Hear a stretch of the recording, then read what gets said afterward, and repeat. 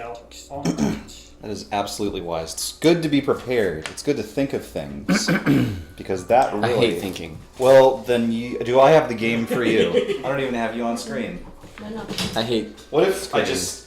Like, I didn't mention your presence or anything like that. You were just there, like, commenting. Just, like, off-screen, like a ghost. Oh, I could be. You could. Unintentionally narrating.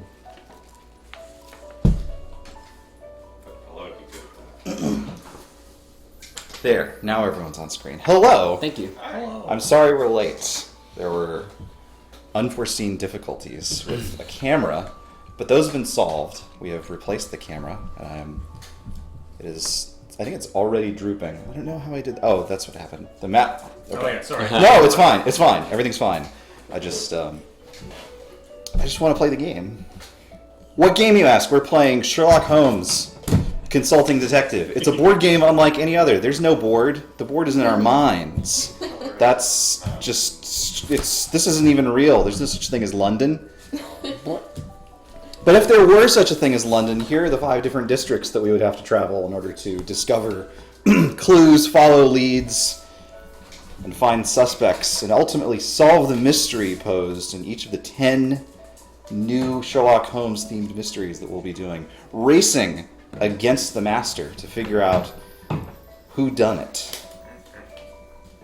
To clarify, we're not actually playing as Sherlock Holmes. There's 5 of us. That's too many people to be Sherlock Holmes.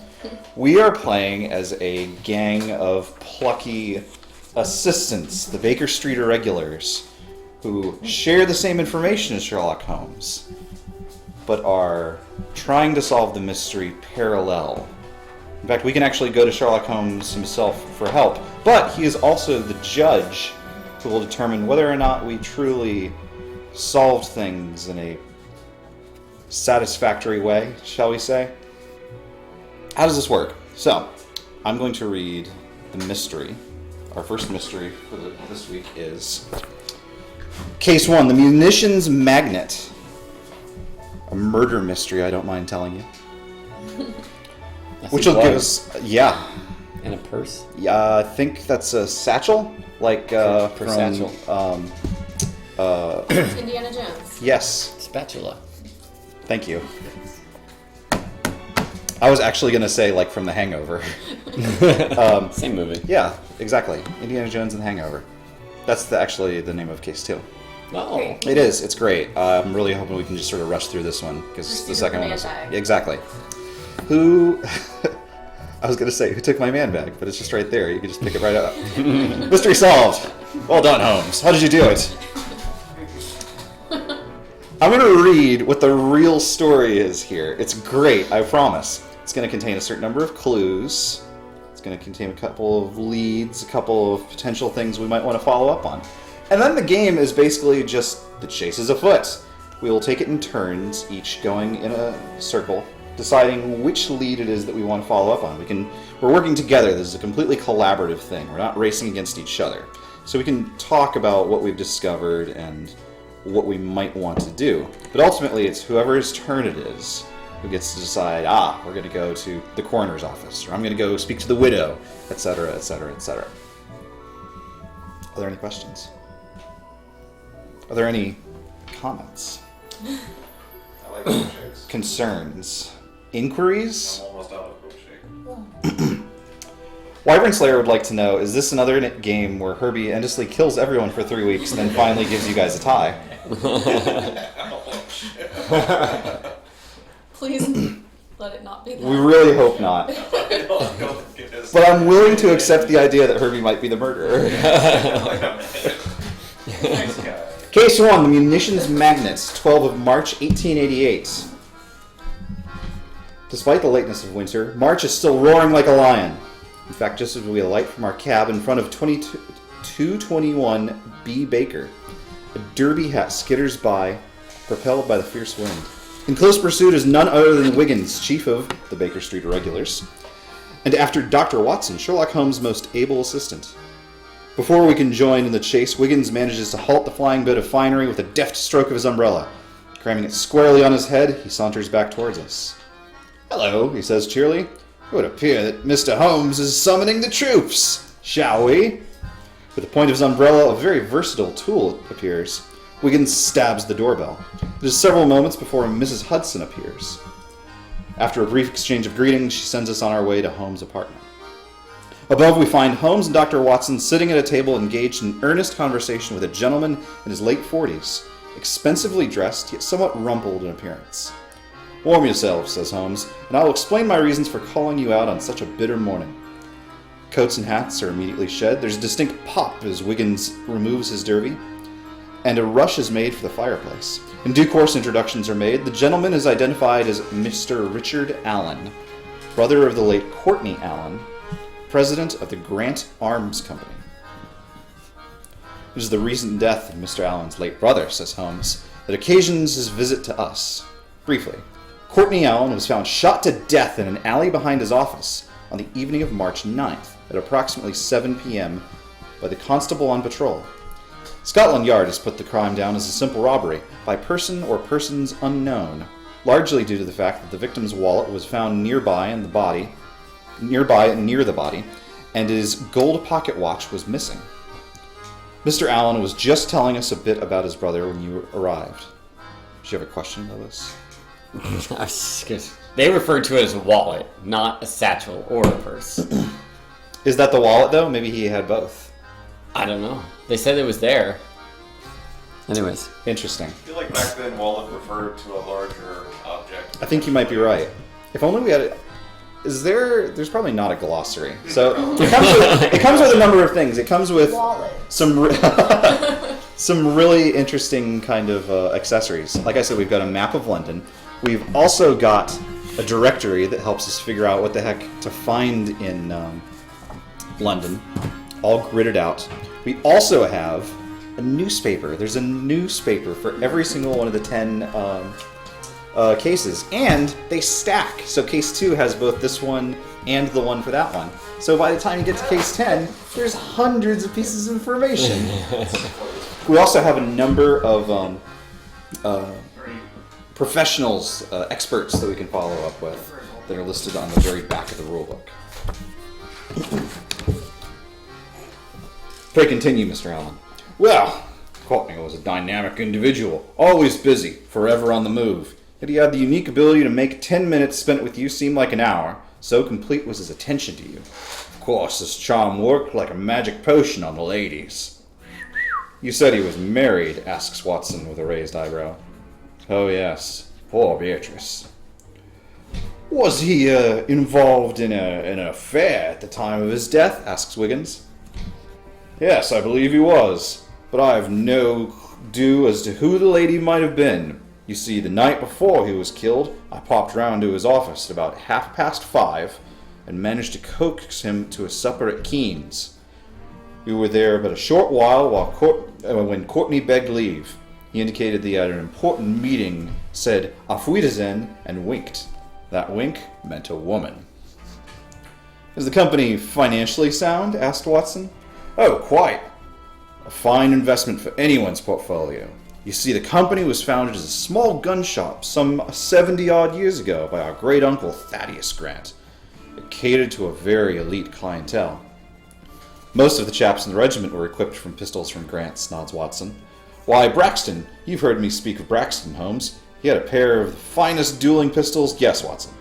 Pray continue, Mr. Allen. Courtney, always fascinated by firearms, apprenticed himself to Uncle Thaddeus. When Thaddeus died in 1873, he bequeathed the business to Courtney. While maintaining the original shop and its tradition, Courtney expanded into the international arms trade. With loans and the sale of public stock, he was able to build a plant at 12 Deverell Street for the manufacture of heavy ordnance. Today, the firm is debt-free and very profitable. Of course, a drop in the share price occurred with the news of my brother's death. Who has ascended to the presidency? Asked Watson. Courtney's picked successor, Philip Marlowe, the second vice president. And why not the senior vice president? Young Lord Ragland, who runs the Deverell Street plant, is a brilliant tactician, but a most inept businessman. And who inherits your brother's stock? his wife, Beatrice. Now I think that we might examine the effects found with your brother. So saying, Holmes turned his attention to a briefcase and a large brown envelope. It looks as if some sharp object has been used on it, comments Watson, referring to a large gouge on the leather of the briefcase. Yes, and it's practically brand new. I gave it to Courtney for his last birthday, January 6th. As you can see, it is locked. Police found it that way. Courtney kept the key on a chain attached to his watch fob. The watch, of course, was stolen. Holmes retrieves a long piece of wire from the coal scuttle. After gaining Alan's permission, he inserts it into the lock and with a quick flick of the wrist springs the lock open. He pulls out 2 folders for our examination. Each is filled with company papers and is coded to indicate its contents. One marked MBC, for instance, concerns various coal mine leases. MV? MBC. It's actually MB-C, for what that's worth.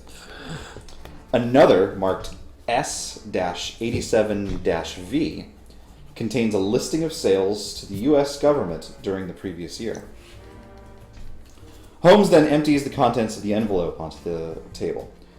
The inventory includes spectacles and a case, a ruby ring, a gold wedding band, a keychain with keys, an empty wallet, a small notebook, and a note.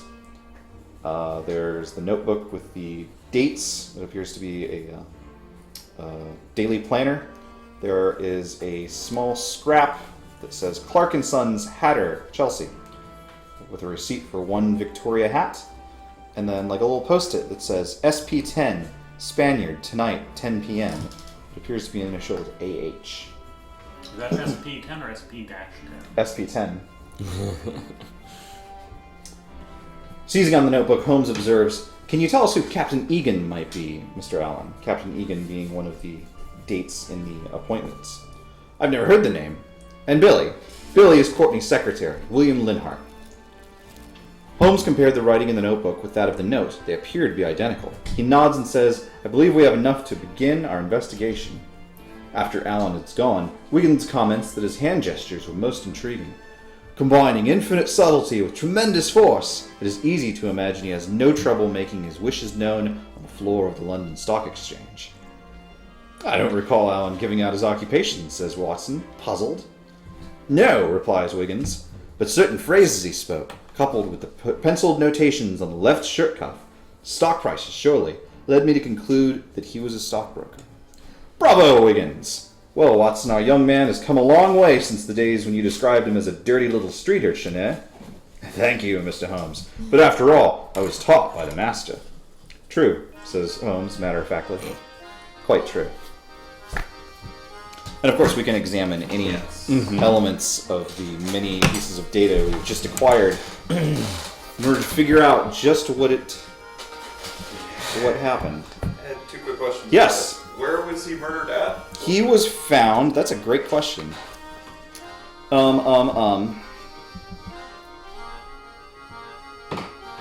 an alley behind his office. And the name of the place, I think I remember, just to make sure. His office would have been the Grant Arms Company. Yes. And the other question I had, who was the vice president, not the second vice president, but the one who was That tactically overlooked? minded but passed over, yes. His name is Lord Ragland. As in a land for rags. Like Molten-Core. Okay. Wondering if we could use some sort of iconography to maybe. Oh, that's something. an excellent idea. And I'm like, but that's where the murder happened because he murdered all of us. That's Darth Vader, don't use that. Here, I've got a better idea, as a matter of fact. I have these little sleeves that we use for D&D, nice. which means that we could just write names on things that we want to use. Yeah. Perfect. Well, the game is afoot. Who would like to go first?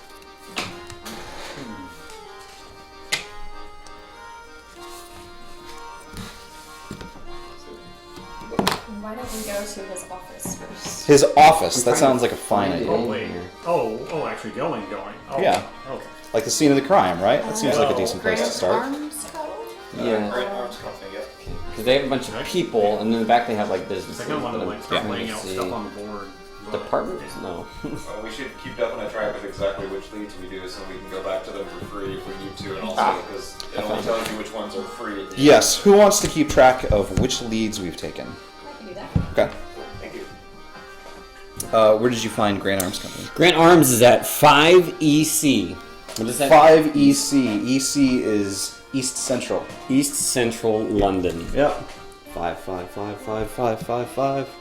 6, 2, 3, 4, 5. 5. Perfect. Boom. If you wouldn't mind, would you let me know where... What was the name of the place where he had dinner with his brother? That I actually don't have down at the moment. It was like, Good one to know, though. yeah, hang on. Keen's? Keen's, Oh, that was Keen's. it. It would be relevant to know where Keen's is. Very much. Keen's Chop House. Yeah, 37 WC. interesting. Hot chops. Right here if we want a marker for it. Perfect.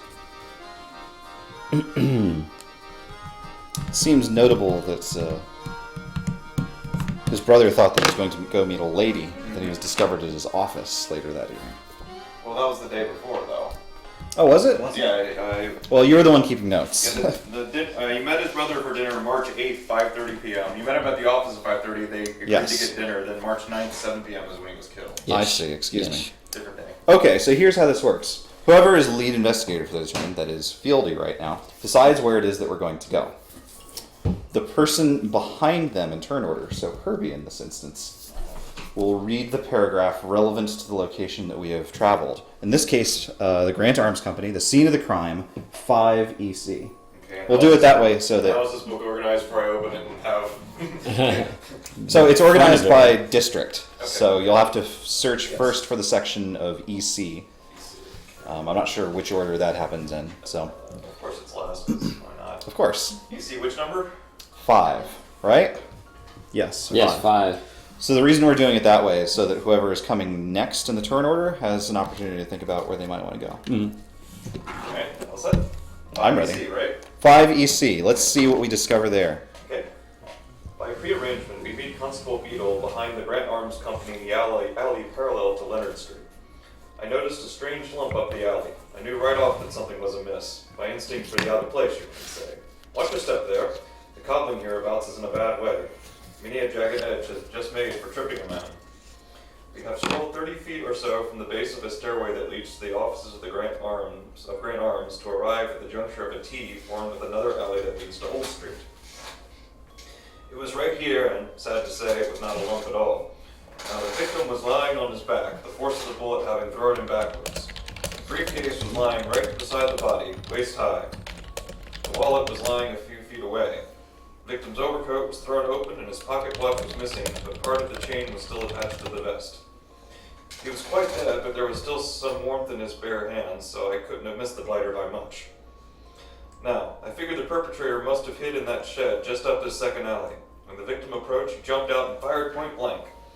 As you can see, it's but 5 feet from the shed to where the body lay. We thank Constable Beadle for his time and trouble. He goes back on patrol, but we linger a moment longer at the scene. From the shed, Wiggins calls to us. Seems both Scotland Yard and our perpetrator have been quite careless. His open palm reveals the remains of a cigarette. On it are the letters B and H in gold leaf. The tip end is pinched evenly all around. Beaming, Wiggins suggests that we adjourn to the offices of the Grant Arms Company to interview Alan's private secretary. 2-for-1 deal. Yeah, hey. Case is closed. It was the cigarette. Our unorthodox means of entry by the back stairway startles a young man we meet in the corridor. Fair-haired and pleasant-featured, he turns out to be William Linhart. After introductions are made and we are seated in Linhart's office, we can ask him the question that has been nagging at us at all of us since the beginning. What was Mr. Allen doing in the alley? Anytime he worked after hours, which was often, he would leave by the back way. It was a short walk to Old Street where the traffic was heavier and a cab more likely to be hailed. So anyone who had a passing knowledge of Mr. Allen's habits, company employees, or even business acquaintances would certainly have been aware of that practice.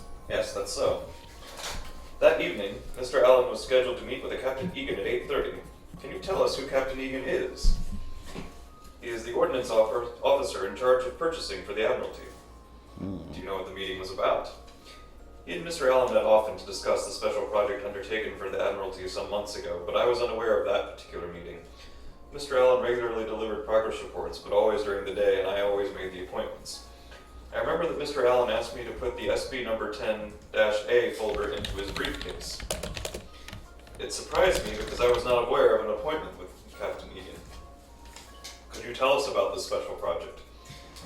It is very secret, but I suppose I can say that it involves the development of a new type of naval gun. Were there problems with the project? Not that I'm aware of. Mr. Allen was very concerned about security, though. While we do sell arms to foreign powers, there are certain weapons that are reserved exclusively for our own government. Special Project 10-A was such a one. Was Mr. Allen's concern over security based on a specific incident or centered on a specific person? The existence of the project was common knowledge, so I'm sure he expected a certain amount of, spying. He called in Lord Raglan to discuss the matter after several strange people were seen hanging around the Deverell Street plant. Why would that plant be under surveillance? All the technical data, blueprints, formula, that type of thing are housed there. Our offices here are entirely administrative. Mr. Allen's brother believes that he was having an affair at the time of his death. Realizing that this is a delicate matter, would you know who the lady might have been? No, I don't. Over the years, I have always known about Mr. Allen's tendencies, but only in the most general way. We would be working and something would trigger a cryptic remark that obviously had to do with his personal life. For example, just after the International Arms Fair opened, he received a scented letter on pink stationery. Later that day, he was dictating a memo to Lord Raglan when he stopped and picked it up. He took a full whiff of it and said aloud, "Women often marry for a title, but they won't necessarily fall in love for one." Then he laughed and went on with the memo. You're now secretary of the new president, Mr. Marlowe? Yes. He was Mr. Allen's handpicked successor, which perfectly illustrates the kind of man Mr. Allen was. There was no love lost between them, and yet, recognizing Marlowe's outstanding business acumen, he named him as his heir, so to speak. Thank you, Mr. Linhart. You've been very helpful. I imagine there's a lot. There's a lot of info in there. Well, clearly he did it.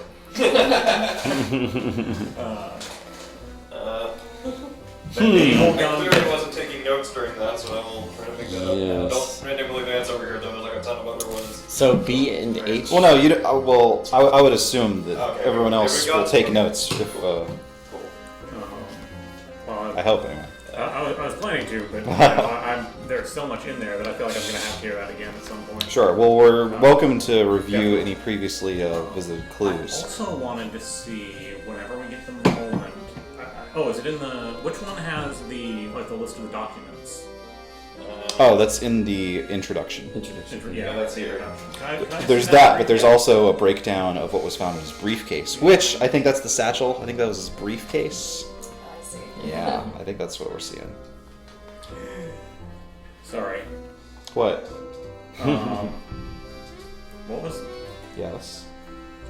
SB10 Spaniard tonight? Wasn't the Special Project 10? Yes. 10A. It was 10A. 10A. 10A. Well, that document was 10A. Wasn't it? Aha! Okay, sorry. No, it's okay. The cigarette had B and H on it. Yes. Benson and Hedges, tobacconist. Oh, yes. Okay. Seems So like we might be able to ask them about customers once we narrow down the list. perhaps so. Yes. But yeah. So what I was thinking is, just the idea of Special Project 10 and talking to like a foreign person sounds like there's the potential for some intrigue there. Yes. There's also this strange persons that were seen at the plant. We can either go to the plant or we could talk to the Lord Raglan fellow who's in charge of security there. I think stopping by the plant definitely makes a lot of sense. I agree. I'm definitely not feeling robbery. They left too much valuable stuff on him for that. I mean, he had a ruby ring apparently that no control. Oh, yeah. Well, it's also strange that they didn't take the files It is. They took the key, but that could get access to the files, but they didn't actually open it with the key. Instead, they cut it open, which is odd since they took the watch that had the key attached to it. Everything about this suggests a crime of passion to me. Was the lover. Well. Let's see about the timeline again. Okay. Yeah, he said, William Linhart said that last he saw the guy, he was off to see Captain Egan, is that right? That's right. I think Captain Egan is definitely his last recorded place that he was supposed to be. I think speaking with Captain Egan would make a lot of sense too. And where is Captain Egan located? He's with the Admiralty? We have the Admiralty as a location possibly, but we don't have any further name for him, so... Well, we have the requisitions officer, right? Yeah. Well, no, time one probably matches up, because he's supposed to meet him at 8:30, and that's probably enough time to get to a lot of places. If anyone's interested, the newspaper had a section about the arms trade with that. Yeah, and Oh, that's also, right. there's a a... Spaniard in there too. There's also like a rifle shooting contest that occurred. It doesn't sound like this was done with a rifle, though. I mean, it knocked him off his feet. So you could kill someone point blank. It does seem like point blank. Normally you'd expect to be using. Well, do we know what type of ammunition was used? I guess that would be one you talk to the coroner. Yeah, there is a coroner, first one on the list. Yeah. I could. If we want to get more information about the weapon, I think that would make a lot of sense. That would tell us a little bit more about, like, if it were a particular type of weapon, there's only so many places to get those. Yeah. They don't have Amazon back then. yeah. I mean, they did, but it was the real Amazon. And also, yeah. Because That's what the Amazon sounds like. He knows what I'm talking about. Yep. He's been to Kenya. Lobos, it's your turn. Where would you like to go? Don't say Kenya. There's lions in Kenya. They are Hakuna Matata. What do you think about us collectively deciding where to go, but then like just shifting who reads the things? I think that works. Because otherwise people might be like, "This is a really good idea," and I was like, "Well, I wanted to go check this." But if that's fair. But if there's a split decision, letting it be I guess Sure. there's 5 of us. you're essentially the tiebreaker. Yeah, Sure, that's yeah, pretty yeah. much it. We Yeah. can still freely discuss where we want to go. yeah, Sure, yeah, absolutely. absolutely. No, we should absolutely be doing this collaboratively. And we also- That said, yeah. I think that Egan or I the think coroner is where I'd coroner. like to go. Sir Jasper Meeks, 38 EC. 38 BC. And that would be Diana's turn to read. What was that? 38 EC.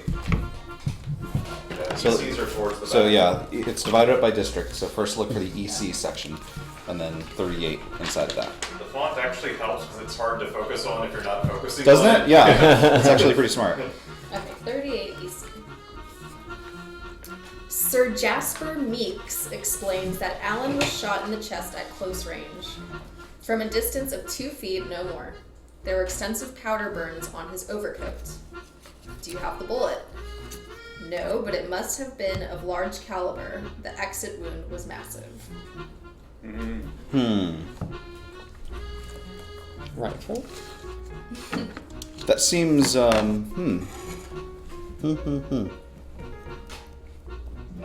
it doesn't seem definitive, you know what I mean? Like it almost seems like yeah. There were large caliber handguns. I'm reasonably certain even Yeah. back in the 1800s, maybe especially back in the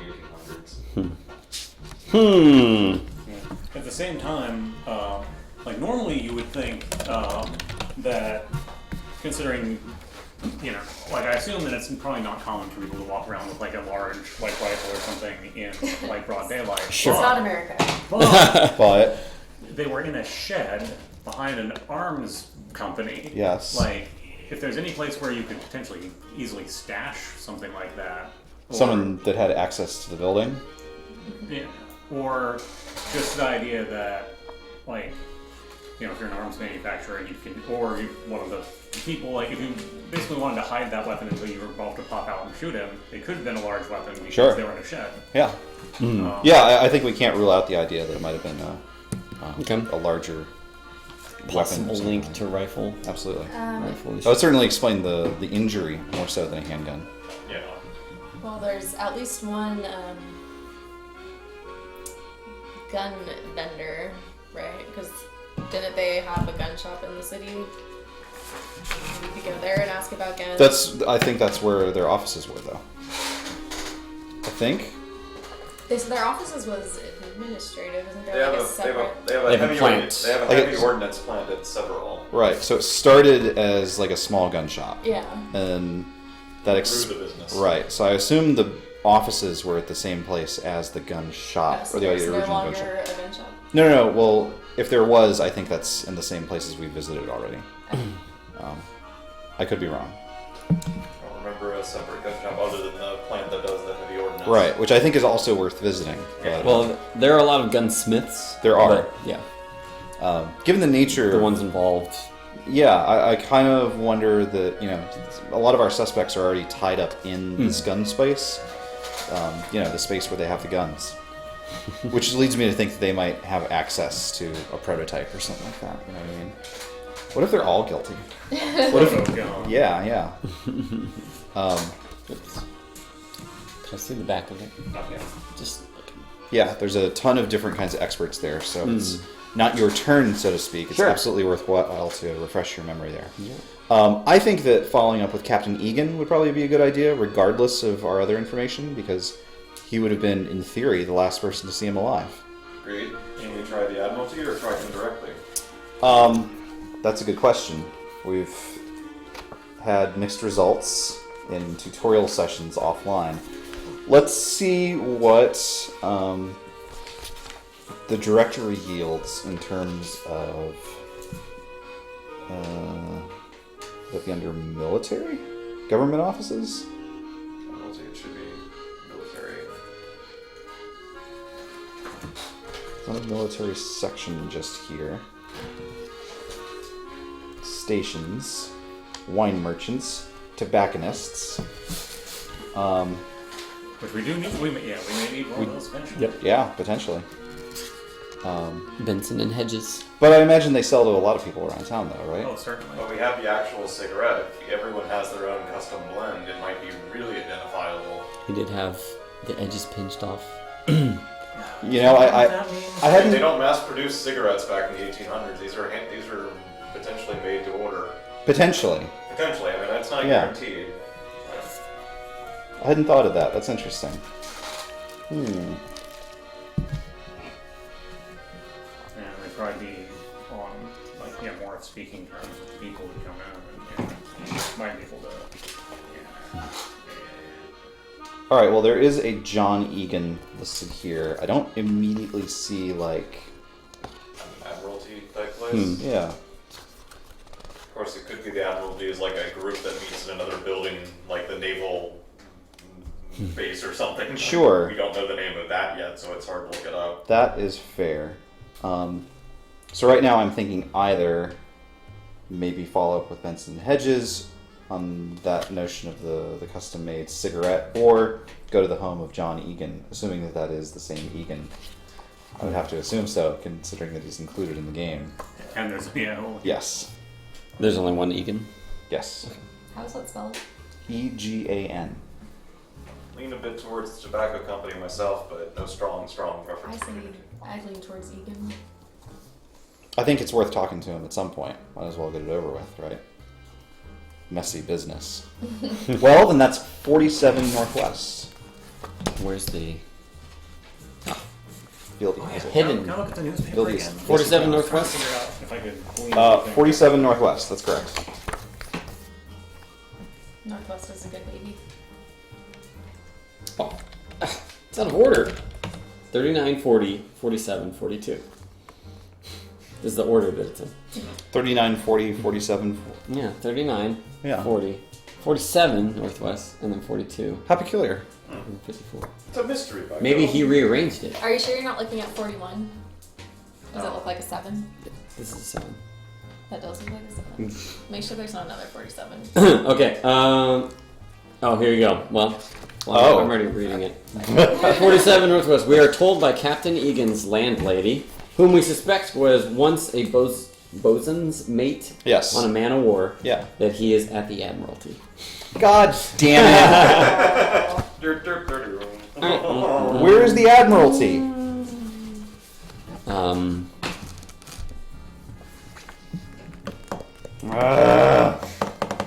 Was that mentioned? What is the No, Oh, you want me to look up the Yes! Sorry, I thought you were angrily skipping a turn. I'm just being angry. That wasn't mentioned in the opening thing, was it? Was The what? Admiralty? Yeah. No. No. I just thought. I'm sorry that I voted in favor of Johnny. No, we agreed. No, I thought that going to his home was the only option because I couldn't find Admiralty in the index. Like, Yeah, well, if we're on the borderline of Holmes criticizing us War a little Office. bit, yeah. we're cool still. There's a war office. I mean, look at this hat. But that's not an admiralty.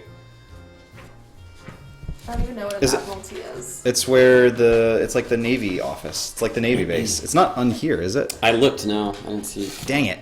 I I've was- tried everything. It's not explicitly saying Admiralty. I mean, I would assume maybe it's near the harbor. Like, is there a Oh, the Admiralty, 10 SW. Ah. Under A. For Admiralty. Oh, wait. Person Okay. or whatever? So it's in the people directory. For some reason, yes. Ah. Okay. Yeah, that's All right. Maybe we should be on the lookout for that kind of thing. Just check there before we give up on anything, I guess. Yeah. Just in case the building is forever. That's bizarre. Do we want to give ourselves a freebie on that one? I don't think we should give ourselves a freebie necessarily because that is the way that it goes. Yeah. But I also don't want to dictate Brandon's decision of where to go. Oh, yeah. So shall we just as a group agree that we're going to go to the Admiralty? Because that's That's where... what we were trying to do. Okay. Yeah. Where is it again? 10 SW, I think. Okay. The Admiralty. What if it's just a dude just standing there in a lot? It's Captain Crunch. Oh dear. Oh, mercy. Captain Egan is a small bulldog of a man. He paces back and forth behind a massive oak desk as if he were a quarter-deck railing. 8 months ago, Alan came to this office with designs for a new naval gun. Revolutionary in concept. Can't say much about it. Most secret, don't you know. The design was approved, and money is advanced for its development. Can you tell us anything about the meeting Mr. Allen was supposed to have had with you on the evening of his murder? The captain barks out a name, unintelligible to us. And an aging lieutenant, long since beached upon the promotionless shores of paperwork, scurries into the room. I love this game. Bring me the Grant Arms company file.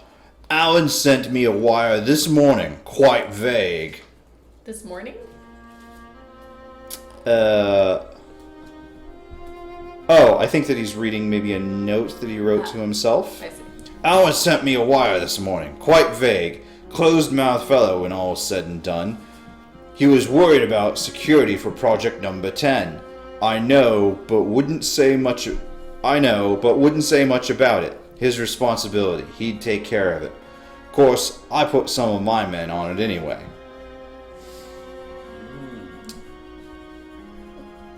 No, okay, so that wasn't him reading the file, excuse me. Alan sent me a wire this morning. Maybe that's his brother? Richard, I mean. Let's see. I mean, it's just as I read it. Oh, I know, but I just want to make sure I'm not.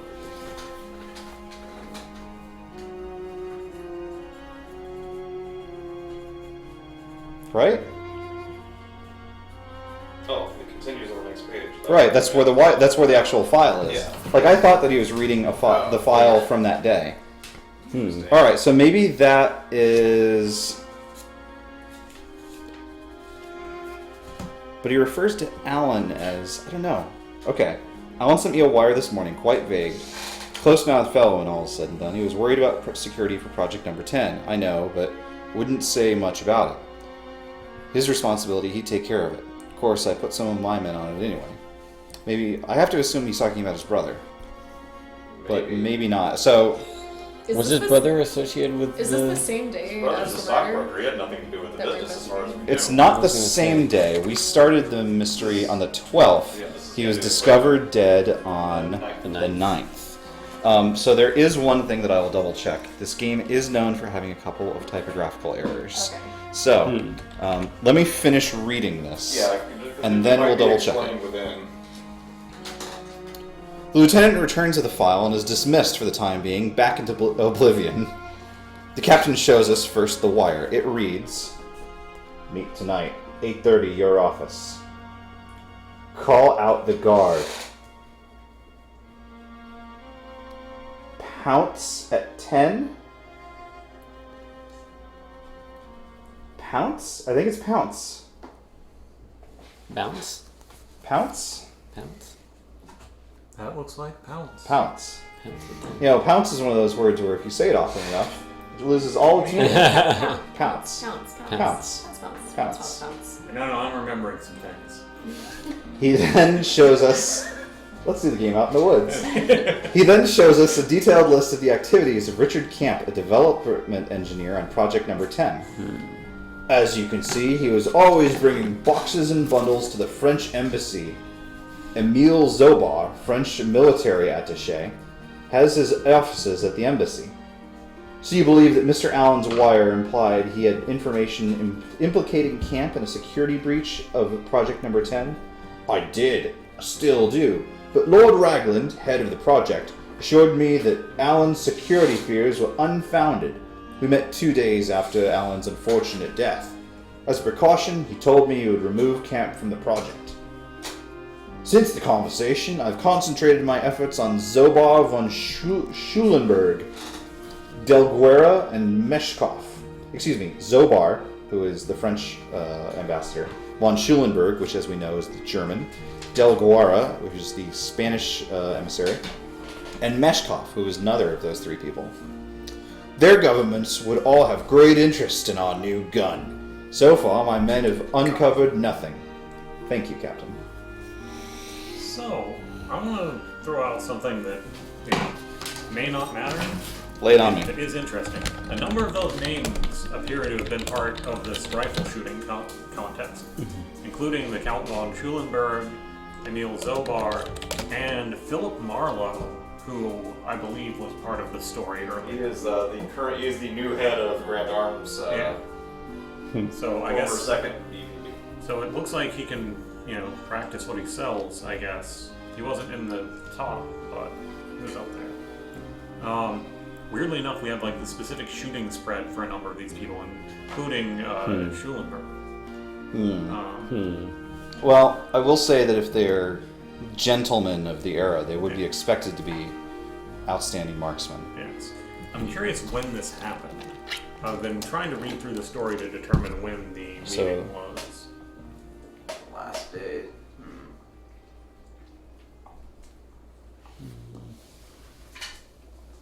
Presumably Yes, that maybe. day, right? I would assume maybe the 11th. If it's in Interesting. the paper the next day. I guess so.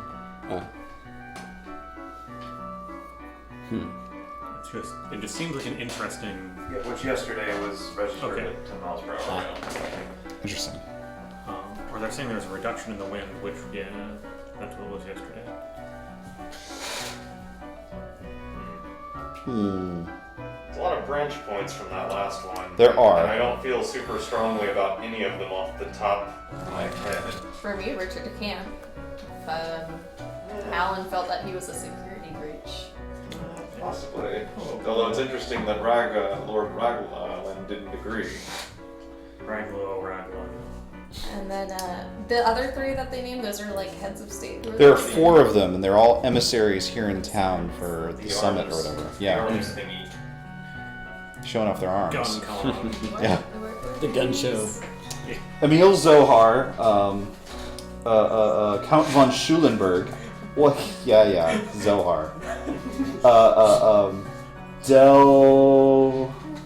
hate guns and fighting. My dad. What was the fourth?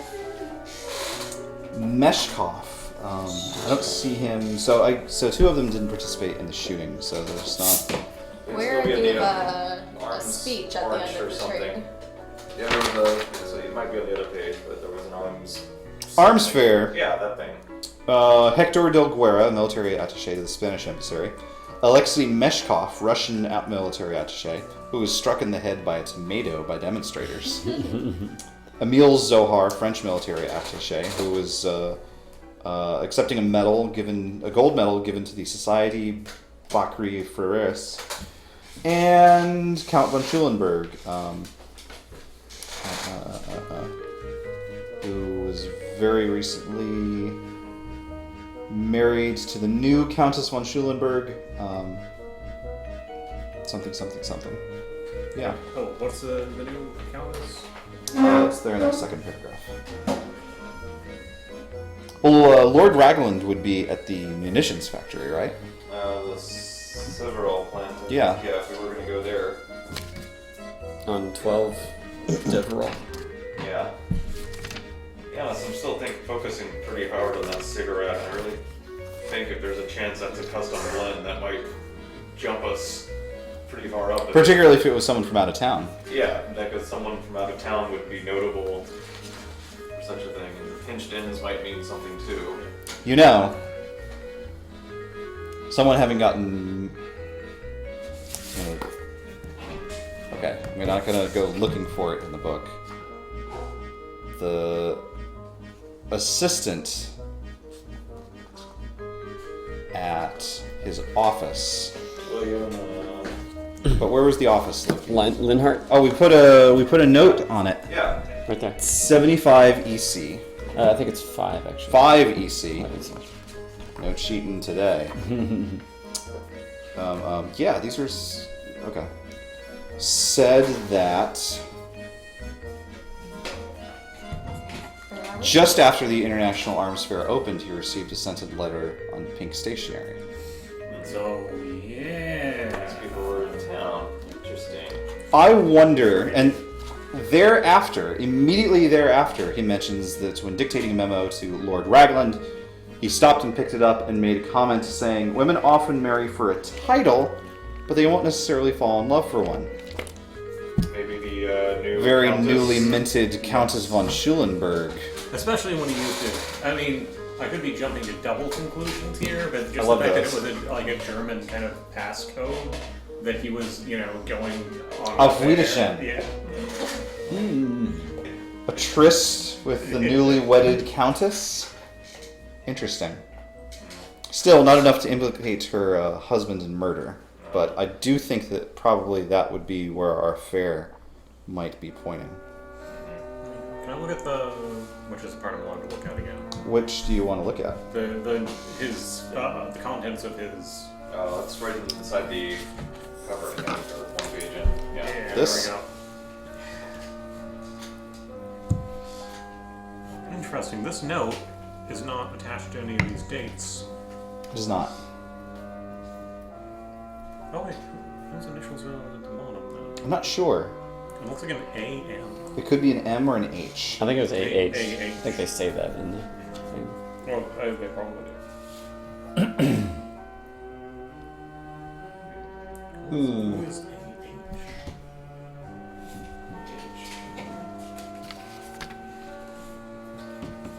Nothing coming to mind just yet. No.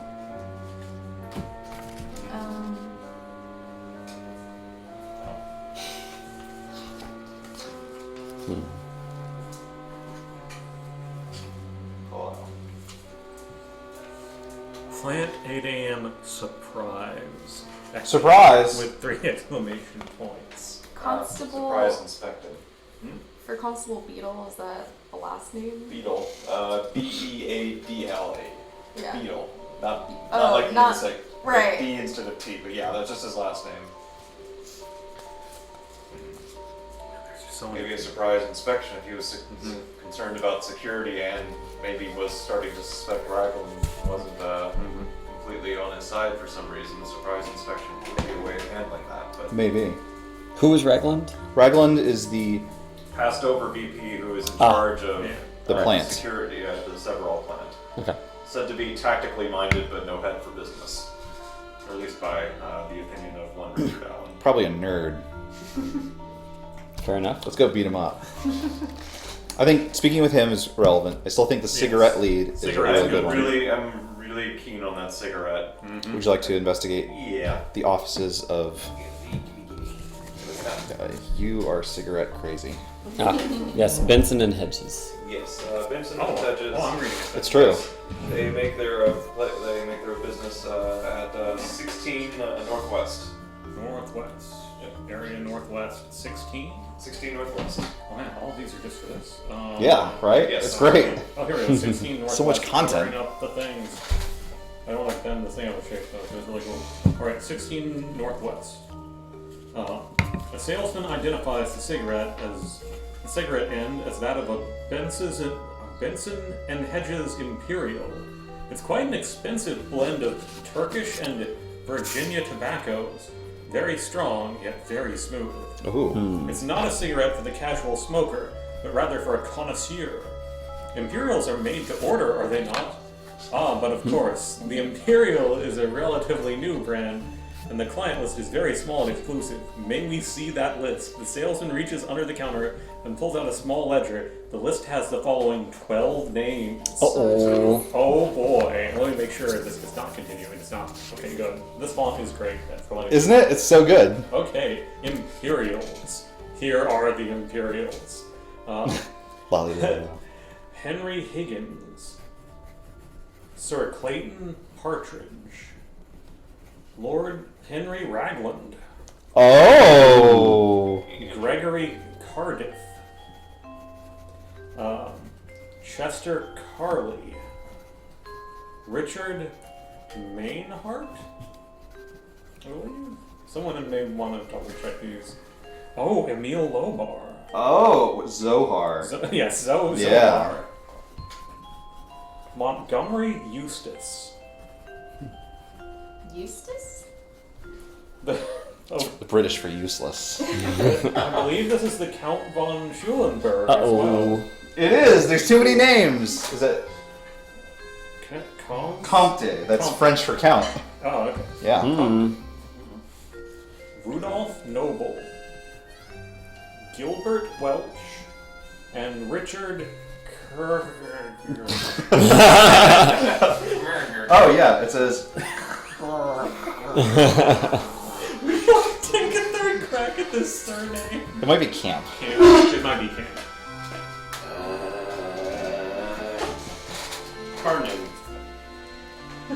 Harnan. Well, it's not anyone we've heard of yet, right? Wait, what? I think there were 3 names we had heard of on that Wait, list. it's not Camp? Is it Richard? It has a Y-ish kind of thing in it for sure, I think. could be Cormier. Cormier. I can buy Could Cormier. be. Can I see? Cass. Yeah. It's the very last one. Yes. This is the most dangerous mystery of them all. That looks a lot like camp. That could totally be. Yeah, that looks like Camp to Yeah. me. Too. Yeah. Who's Yeah, the, 'cause a P the would- engineer? A P would dip down. Oh, that's right. He's an actual person. Yeah, he's a person. Yeah. Oh. Okay, I can buy that. So 4 people we know. Oh man, that's terrible. This isn't elite at all. It's just a list of the people that we already know about. Damn it. God, they're all But how so. many of them But- are smokers? Well, I guess they all are smokers. Yeah. Literally, it's 1888. Everyone smokes. Everyone is. We're smoking right now. Yeah, But it also reinforces the whole von Schulenburg thing. Yeah. it does. And Lord Ragland continues to be suspicious, as does Camp. Yes. And Zohar. Are you keeping track of our leads followed? So far. What, I am. yeah. That's right. Excuse me. I think what this is. You're Diana. Yes, Yeah. that's me. What this is kind of, I'm Fox. perhaps more than anything, is it actually rules out people who aren't. It does. Yes, they More rolled so. out a fair number, what we've heard. I would say any of those 4 is an excellent place to continue poking around from. Yes. I'm still interested in seeing Richard Camp. Do we know where He's he on might be? there. Or At the Who plants? is he? Could someone refer? He's the engineer who. They suspected him of Yes, selling stuff out to the selling Zohar. stuff to- And yes. he was removed from the project by Ragland at Allen's to quell that concern. So he could be a fall guy, or he could be the guy. I Either want to be way, the guy too. if you wish to speak to him, he makes his residence at 23 Northwest. Unless we have a different location we think he might be, but if he was removed from the project and he wasn't at the that place. Oh, we haven't been to the factory yet, actually. Yeah, we haven't been to several plants. Oh man, we might do that sometime. Yeah. What is Richard's address? Richard's address is 23 Northwest. Let's visit him. Okay. Oh, right here. Wrong book. 23 Northwest. I'll wait for E-Man. He's almost ready.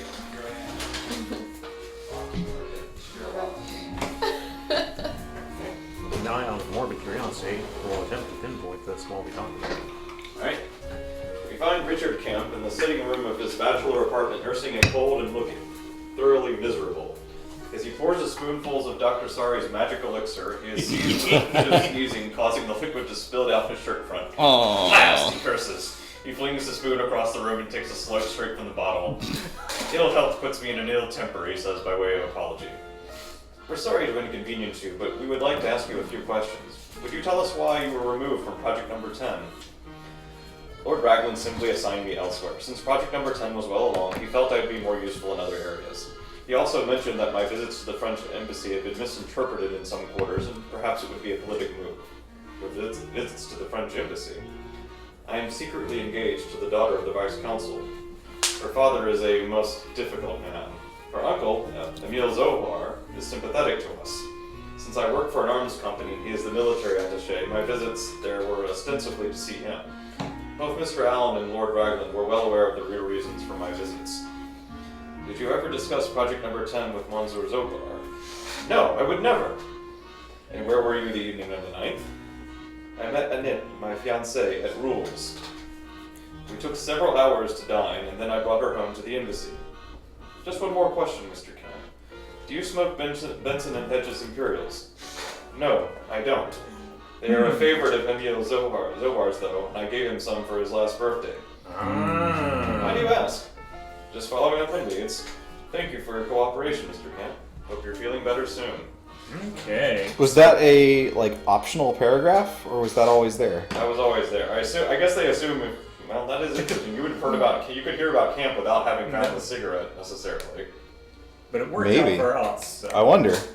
Wait, was the question that he asked? Do you smoke cigarettes or do you You smoke? spoke Benson and Hedges Imperials specifically. Yeah. He definitely doesn't seem like the sort. Yeah. Yeah. Turkish and Virginian blend. But he was on the list. He was on the list, which means he went there to buy it for Zohar. So But Zohar's on the list too.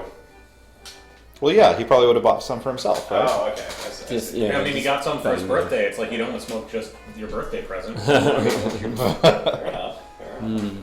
He got him hooked. Okay. The first batch is free. So, I Except actually that you feel pay like, so for it. what was the name of the place where he was meeting the lady? It was... Rules. Rules, yeah. That's all we got. I assume it's some kind of dining establishment. So, I think that's important to put on, because that's an alibi right there. And we It need to is. start mapping the alibi timeline. It's a directory, if you will. Because Yes. it won't surprise me if all of these people have a very good excuse for why they weren't the one who to do it. And it's going to be up to us to map it out. Yeah, he says he was there the 9th. He says several hours to dine. And then I brought her home to the embassy. So yeah, we could use that to verify. And I don't know that I want to spend a lead verifying it right now. We can probably narrow it down some more. But what he says sounds like it makes sense for why both he and the Zohar are on the list. Yes. But we shouldn't just take his word for Of it. course, no, of course not. But notably, Egan was the only one who was actually suspicious of him out of the 3 principals involved in the project. Well, I think that Raglan would be smart to talk to regardless of anything. And he can definitely be used Raglan to... is going to be a for visit. Where can I find rules in this thing? Where did we find... Go to the back. Oh, you're under. Oh, you were under restaurants, right? Restaurants, excuse me. I didn't realize that Oh, word okay. had been invented yet. Rules is 19 WC. Okay.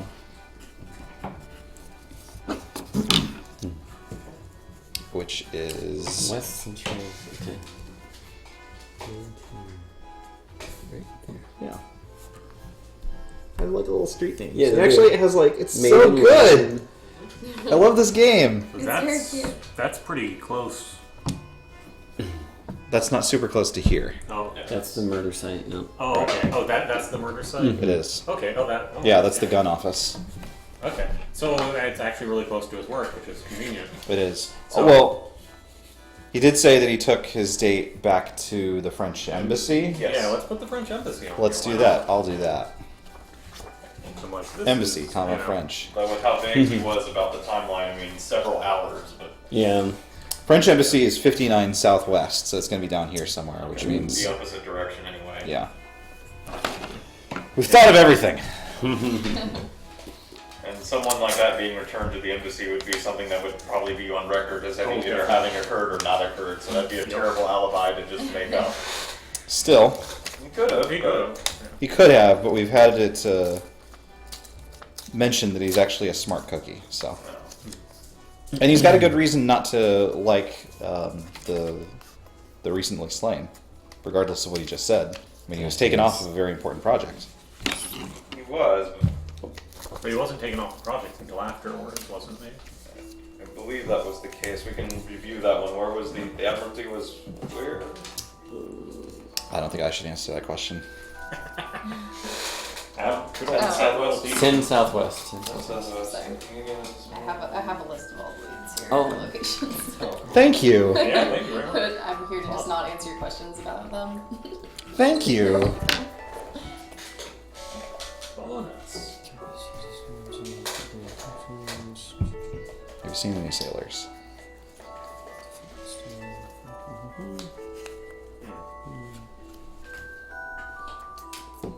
Interestingly, Egon believed, Alan also believed there were security issues, but he only believed that because of the note he was sent, which never specifically mentions anything about what their meeting was about. I think that was Egan potentially Projecting? projecting his own concerns. What did the note say again? Meet tonight, 8:30 your office. Call out the guard, pounce at 10. What does Yeah. pounce at 10 mean? Like, we're not crazy, right? That word is pounce. Pounce, yeah, it's very clearly pounce. Is there a location called Pounce? What do you got? The thing I was thinking of from the beginning, right? Oh, purse. Meeting the Spaniard at 10 p.m. about Special Project 10. Oh, they were going to surprise the Spaniard in some way. It was like a sting operation, maybe. Is there a location called Pounce that you can find? Well, Also, there could be a location called Bounce. there could be that. Or they were going to pounce maybe at whatever Oh. AH is. Yes. Or AM? I don't know which initial that is. What if... I was trying to track down the plant. Do we know the name of the plant? We know the I location. know it's 12 Deverell Street. 12 Deverell Street. Actually, maybe that's what we have to do. We have to find Deverell Street. Maybe. Does it mention where Deverell Street is? I mean, the plant's probably in the... It was in the Would it front. be close to the offices? I don't remember what. Not necessarily. Here it is. Look at that. Oh, it's actually the number 12. That. Brilliant! 12 Southeast. Huh. That's the plant. Presumably, it's large. It's the only thing next. What to if we Deverell go there Street. and it turns out it's not, but there's a super big clue there?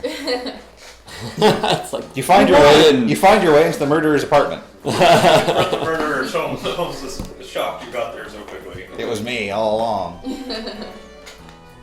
I hate you, Stone Cold. Should we put a marker there? Sure. The plant? Question mark. I'll just draw a that should picture. be it. I'll just Question. draw a picture of a plant.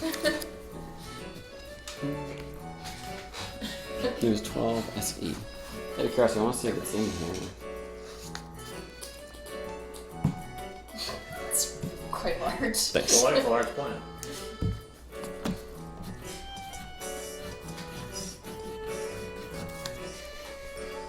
It's weed. Sorry, Mom.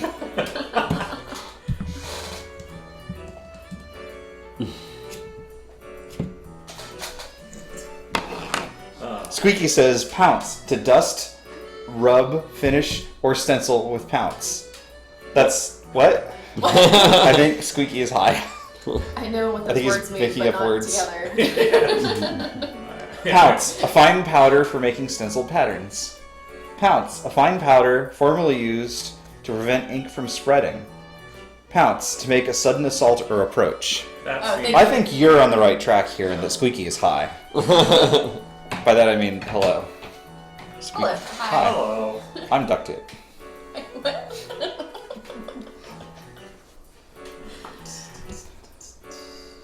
But then that begs the question, where were they going to catch him? Unless we have some clue as to the Spaniards' movements. You know he was at the arms thing. Yeah. Where would he have been the Interestingly night enough- of the murder, though? Yes. And he's not, I don't believe, on the list of the Imperials. We do have central carriage He's stables, meeting point with London cab driver, source of information on the movements of suspects. Oh, that might be useful. Whose turn is it to read? It's my turn to read. Lovis Okay. is to choose. Okay. Well, what are we feeling like? I think Yeah. Lord Ragland is still a Yeah, good we lead. still haven't talked to Raglan. I think the Is cab's it going to be a at good the one. plant? Is that right? I'm guessing he's going to be at the We plant. can we can also Well, try the plan for him. Because plant had like maybe 2 things to check out there, so I think I'm gonna try that anyway. So. Okay. Was Feels it like a good 12 idea. SE? Go to Yeah. the plant. I think there will be something at the plant regardless. This home may or may not have something, but there will be something at the plant probably. Yes. And if he's Where not did at the the plant, book then we go? know to go to his I have plant. it. But Oh. we want to go to the plant. Yes. Exactly. The mystery has disappeared. Ghosts.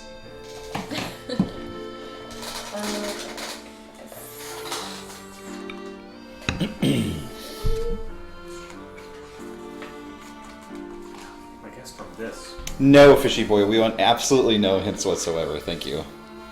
I appreciate it, but we're absolutely we're having fun playing through it for the yeah. very first time. Thank you. Why don't I see a CM card down here? Oh.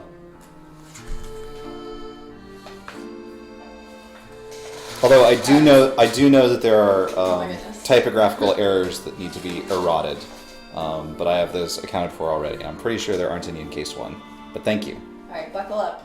Oh man. Approaching sound I say that because there's a lot of this, not because I know anything about what they are. Okay. I just say buckle up whenever I start something. Like when you buy someone something in Steam, I just say, Brandon, buckle up, buckle up, buckle up, buckle up, buckle up. Buckle up, buckle up. Here's bad rats too. We enter the typically grimy manufacturing environment of the Deverell Street plant. Lord Raglan ain't here, but I could show you Mr. Cabot's office. He's the governor's assistant. It is evident that Walter... I'm not sure if it's Kehoe or Kibo. That must be Kehoe. K-E-H-O-E. Kehoe. Kehoe has come up through the ranks and would be more comfortable in overalls than his present ill-fitting tweeds. With a meaty paw, he Oh yeah, the Tweed tugs Factory. at his shirt collar and asks us our business. Can you tell us anything about Mr. Allen's visit here on the morning of March 9th? Odd. I thought it was... I remember right enough. Wait, odd, I thought it was... Odd, I comma. see. I thought Yeah, it was. odd I thought it was. I remember right enough. Mr. Allen comes to see his nibs, Lord Ragland, but he weren't here. Mr. Allen says he'll wait in the office. Do you know why Mr. Allen came to see Lord Ragland? Now, I wouldn't be knowing their business, but it was most likely about project number 10, it being secret and all. There Good was job. Hagrid. There was hangers on around the plant, foreigners and whatnot. Do you know what transpired when Lord Raglan returned? What? Well, he never did return. Leastways not before Mr. Allen left. I was called away, and when I gets back, Mr. Allen, he hands me a note. Says it come for Lord Raglan, and I was to be sure he gets it. He also says that he'll see Lord Raglan some other time, and perhaps it's best I don't even mention that he come by. Lord Raglan was in a bit later, stayed for a couple of hours, and left for the day. Odd it was. You know what hours? A begrimed workman enters and informs Kehoe of some problem with a piece of machinery. I'll be back in a minute, gents. Why don't you wait in Lord Raglan's office? Ooh, yes. Sure. Please. Click on all the interactive objects. I know, right? Left to our own devices. It could be action based though. A counter, so careful. When Kehoe and Counter. the workmen leave, we can't but notice a drawer in Raglan's desk partially open. And of course, we can't help but peek in. We don't discover much of interest, only It a can't be helped. stack of invoices and a bundle of stock certificates. One of the invoices is from Radford Jones, SCCO for 140 guineas. Guineas. Guineas, thank you. It is dated September 5th, 1887 and stamped paid March 10th, 1888. The stock certificates are in 5,000 share denominations for several different companies, among them Rafferty Paper Mills and Stevenson Iron Works. We managed to close the drawer just before Kehoe enters. A little kick in the slats always does the trick. Now, where were we? That's a very impressive safe. Oh. I guess there's a safe. All plans are kept under lock and key, to be sure. Would you take us to someone who could tell us about project number 10? Well, the only one around now would be Richard Camp. He was an engineer on the project. Not on it anymore, but he can tell you a thing or two. Kehoe leads us back through his office and out into the corridor. The noise of the plant, curiously insulated in Racklin's office, grows stronger as we approach Camp's office. We knock and enter, but the office is vacant. He may be down on the line. Let me check. Kehoe's second absence gives us a chance to prowl around Camp's office. We're so nosy. We are point Like with good pros. detectives. The desk is littered with plans and formula notations, none of which mean anything to us. Next to a cigar humidor is a framed photograph of a young woman.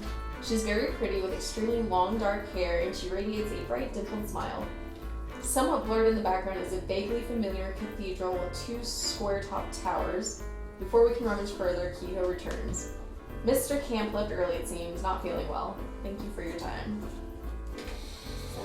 Can you go back to the part about the stocks and bonds that were found in the other drawer? Yes. What was it? SC code? Is that what you said? Yeah, Radford Jones SC Co. I'm not sure if that means something. It's uppercase S, lowercase c. Can I see? Yeah, at the bottom there. I'm not sure. Yeah. So Radford. It's an invoice, right? It doesn't mention what type of service or No, anything. but Radford, comma Jones makes me think of like an attorney's office Let's see. or something like that. Paper mills and ironworks. Oh, excuse me. It literally really? says right there. For several different companies, among them Rafferty Paper Mills and Stevenson Ironworks. But those are the Stocks, stocks, what the right? stocks were The in. stocks. Okay, so Yeah. okay. So wait, are those things that he bought recently or things that he cashed out recently? Again, something happened with them recently. Right, on the day before the murder, or no, the day after the murder. Excuse me. Or he made the deals beforehand and the day after the murder the payment came through, or was made. That's what I'm not clear on without reading it I again. don't know. Do you want to read? It looks like he purchased them. It's that paragraph and onto the next page, or the next section. Left to our own devices when Kehoe and the workmen leave, we can't but notice the drawer in Raglan's desk partially open, and of course we can't help but peek in. And then, let's see. We do not discover much of interest, only a stack of invoices and a bundle of stock certificates. One of the invoices is from Radford Jones. Let's go for 140 guineas. It is dated. Okay, so he paid the invoice on 1888. Purchased Okay. them, right? Well, on the 10th. The two are possibly unrelated. There were Right. invoices and there were stock certificates. So what are the stock certificates for? Are in 5,000 share denominations for several different companies. It just mentions the two before. So he had stock in those two companies. Okay. But it doesn't mention like when he bought those stocks or anything like they're just there. Okay, so the company actually could be anything. Radford, Jones, and CO and company. It's a tailor. Oh. It's a tailor. Ah, okay. Interesting. Hmm. If Raglan's not here, going to his looking for him specifically might be the next course. It might be, although actually.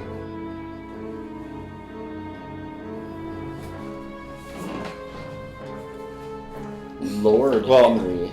It seems absurd. I'm thinking about this in such a way that I want to check leads before I talk to an NPC so I don't tip them off. But actually, I'm kind of curious about that Taylor visit because that would have happened right afterwards. You know, if anything, Camp's alibi seems to check out. He has a picture of his sweetheart in front of Notre Dame, so Yeah. there's certainly something there. Unless she did it. Wait, how do we know the tailor is just after though? It's just an. I thought we said it was. Oh, it was paid. Yeah, that's true. Yeah. Okay, I guess you would have had to pay it first the next day. They don't have PayPal. I'm thinking again about the injury that That's true. he sustained. If there were We're talking about like a powder fight burns, such close range that maybe something was torn, or maybe he got Mhm. powder on his own. Yeah, the powder on his own I'd buy. It didn't sound like there was a fight. It sounded like the idea was the guy jumped out and shot him and that was it. But Sure. at close range. But if he was powder- firing such They- a large powerful, caliber yeah. weapon, They also mentioned how the cobble was very easy to trip on, so maybe Yes. he could have run away and torn his shirt or something like that. maybe so. Possible. I think these are all worthwhile. I do like the tailor idea now that we've advanced on it a little bit. They were saying the guy that we were talking to was the one that was wearing a new suit, right? Yeah. He had risen in the ranks and was uncomfortable Yeah. in nice clothes. Oh, that's true. Yeah, he could've bought I it wonder for if maybe her. he had just paid for a new suit for his foreman. Mm-hmm. Could also be the case. Yeah. Well, Both theories are important. what if we spoke first to Ragland to see if we have more reason to Yeah. suspect him? Yes. Yeah, I think he's a sure guy. I mean, even if everything that was said was This is true, it. that he's bad at business and stuff, it's got a sting being passed over.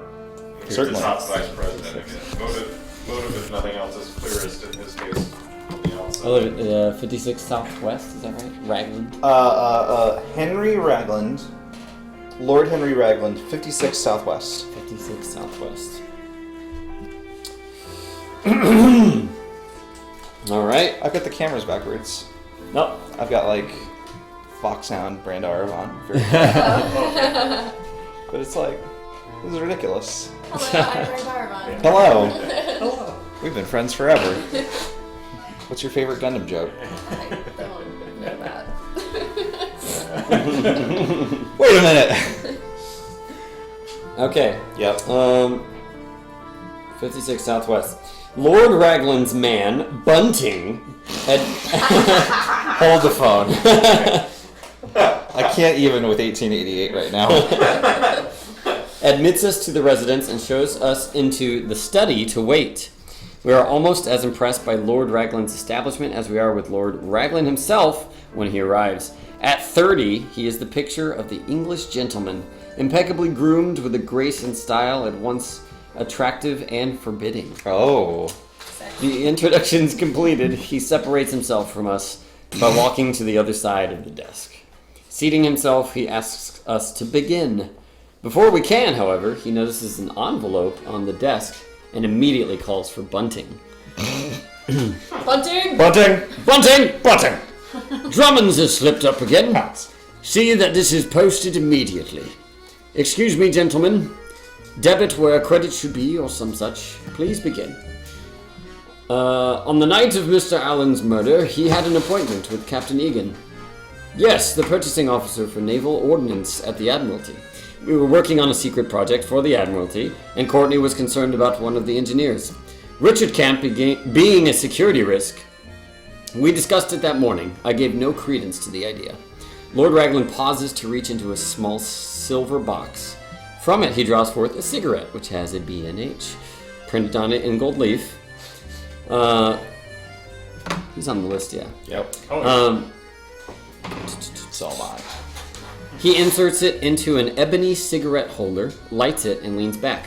Without our prompting, he continues. Yeah. Something like that might pinch the ends, maybe. Huh? All the way around. Yeah. Because while everyone might buy Imperials, not everyone maybe has a cigarette holder thingy. Interesting. No, Camp is a fine fellow. But as a concession to Egan, I removed him from the project and assigned him elsewhere. Tragic, Courtney's death. To think that I had intended to stop by the offices that evening, but was forced to work late at the plant.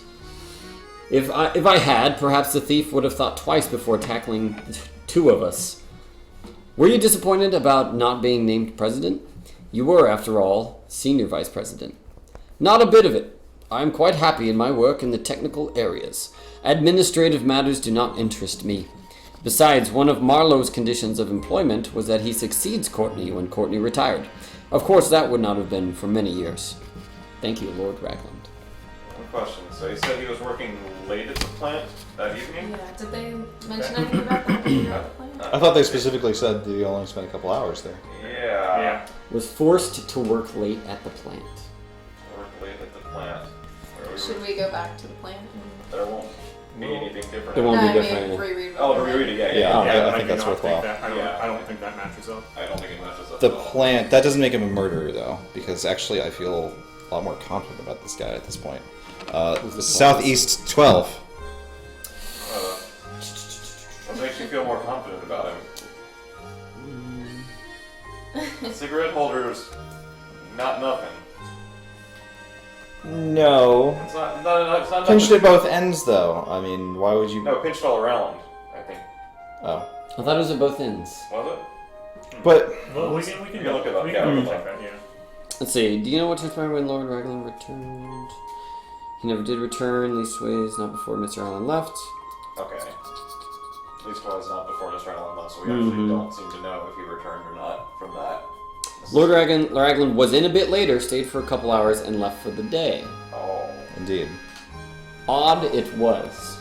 Yeah, I'd say it was odd. So...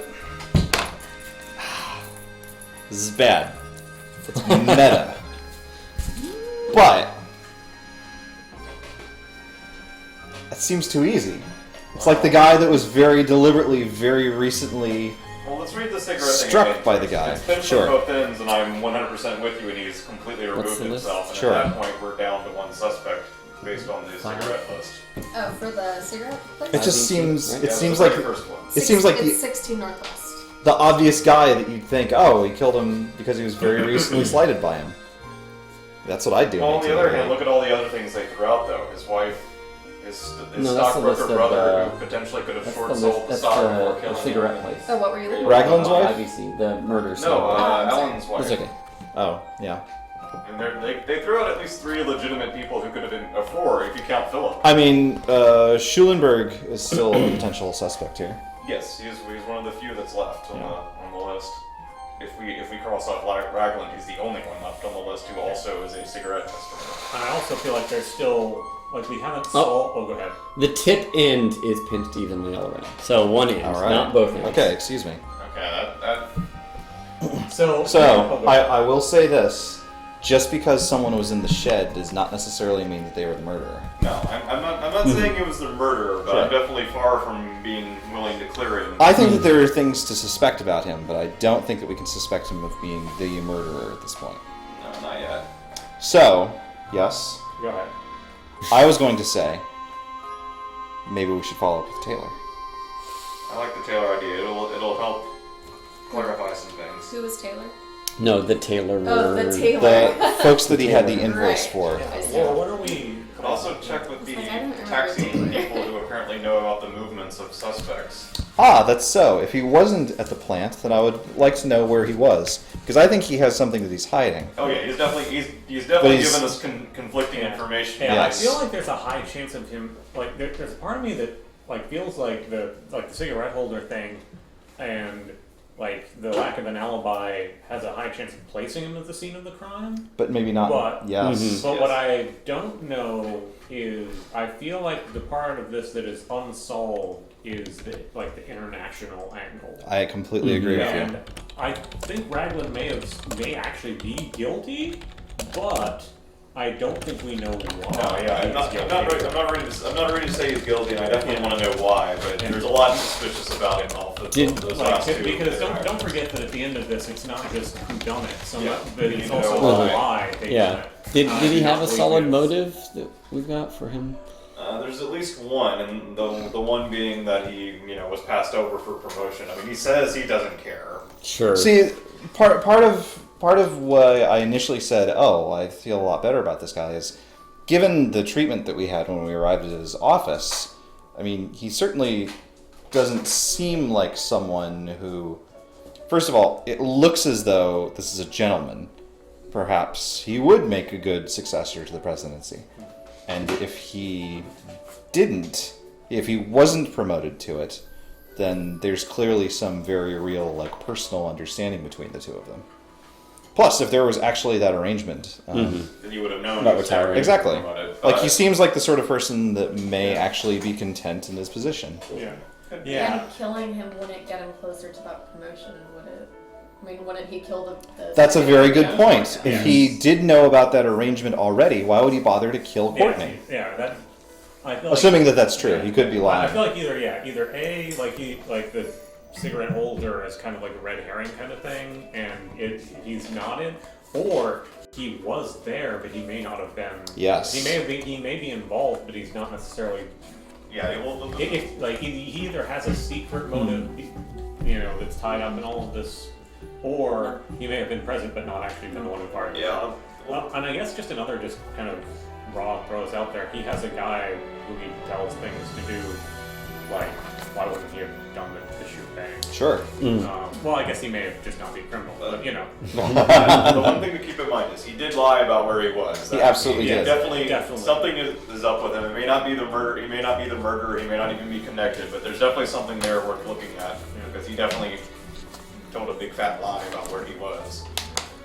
So leads we got Bradford Jones and Co. Tailors, the London cab drivers for movement information. Were there any other leads currently that were? We could still check on von Slukenberg, and I say him because he's one of the cigarette guys who isn't accounted for Von yet. Schulenberg. Yeah, and we don't. Yeah, We haven't talked to I think- Egan, right? we did talk to him. Yes. and we haven't talked to the Spaniard either. No, we haven't talked to him. Because if anybody's getting, is this the main thing? It is, yes. The Spaniard was mentioned. He was supposed to have been pounced. Yeah, he was Yes. or that's a theory I have anyway about this note. Like, if we find him and he has pounce marks. Whose turn is it? Brandon's actually. okay, cool. Because I just read. Okay. Did I pick something last time? I don't remember. No, we kind of collectively started. Yeah. We were like, oh, the Admiralty. Well, I guess we'll go to his house, I actually. went to that. So, We also have, if we're really particularly interested in following up on the international angle, Henry Ellis, a journalist at the London Times, is a source of information on current events and especially foreign affairs. On the other hand, if we're interested in following up on the amorous angles, then Langdale Pike, the society columnist, knows all the gossip currently stirring in good London society. yeah. Not immediate angles necessarily, but potentials. Something I was curious about. Where was the Pounce timeline written? That was the wire that was sent to Captain Egan. Yes. Right. Did I go back and see that before? Sure. What was the... The Admiralty was the location. Admiralty 10 Southwest. Vegas books.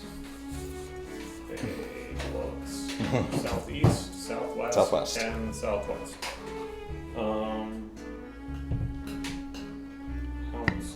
Is it on the next page? I think so, Yes, yes. it is. Meet tonight, your office. Call out the guard, pounce at 10. Interesting that 10 does not have a,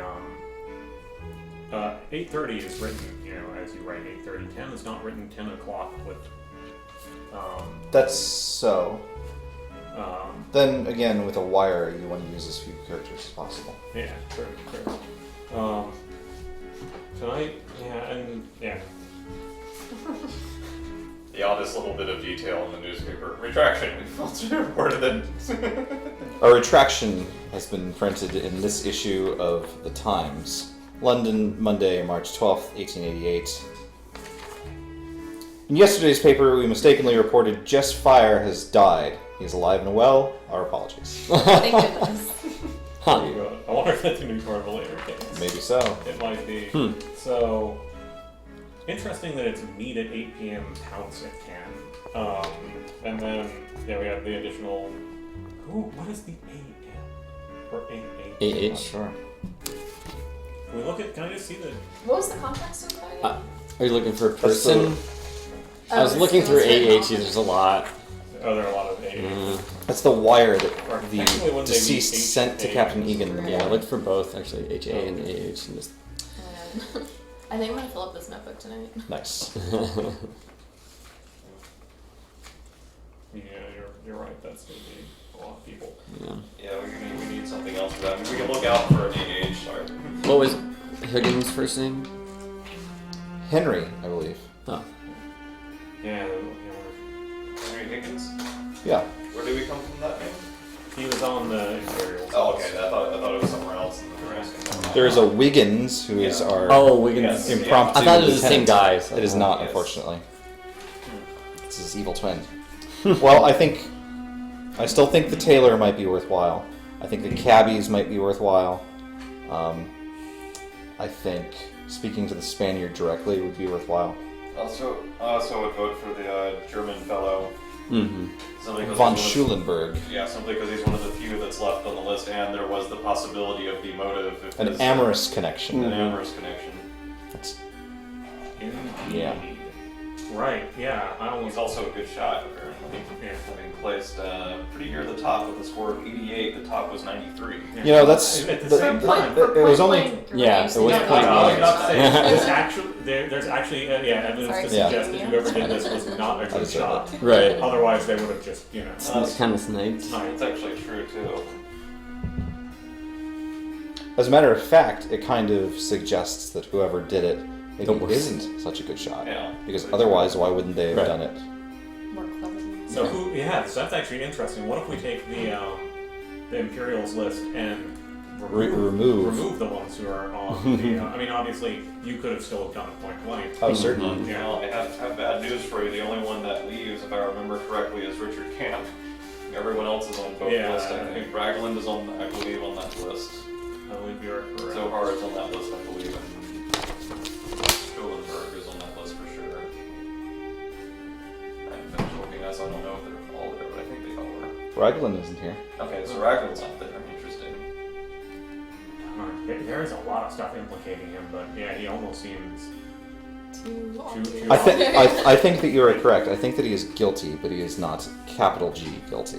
He's not guilty, but since he's the one guy we know is definitely fishy in Hiding some something. way, I feel like wanting to poke at him until we either shake something else loose or we figure out exactly what his role is. Because right now it's a question mark. He's definitely dirty. We don't know how. We don't know why. Just so. But he's the one definite piece of dirt we've got going. You know, it might be worthwhile to speak to the other vice president.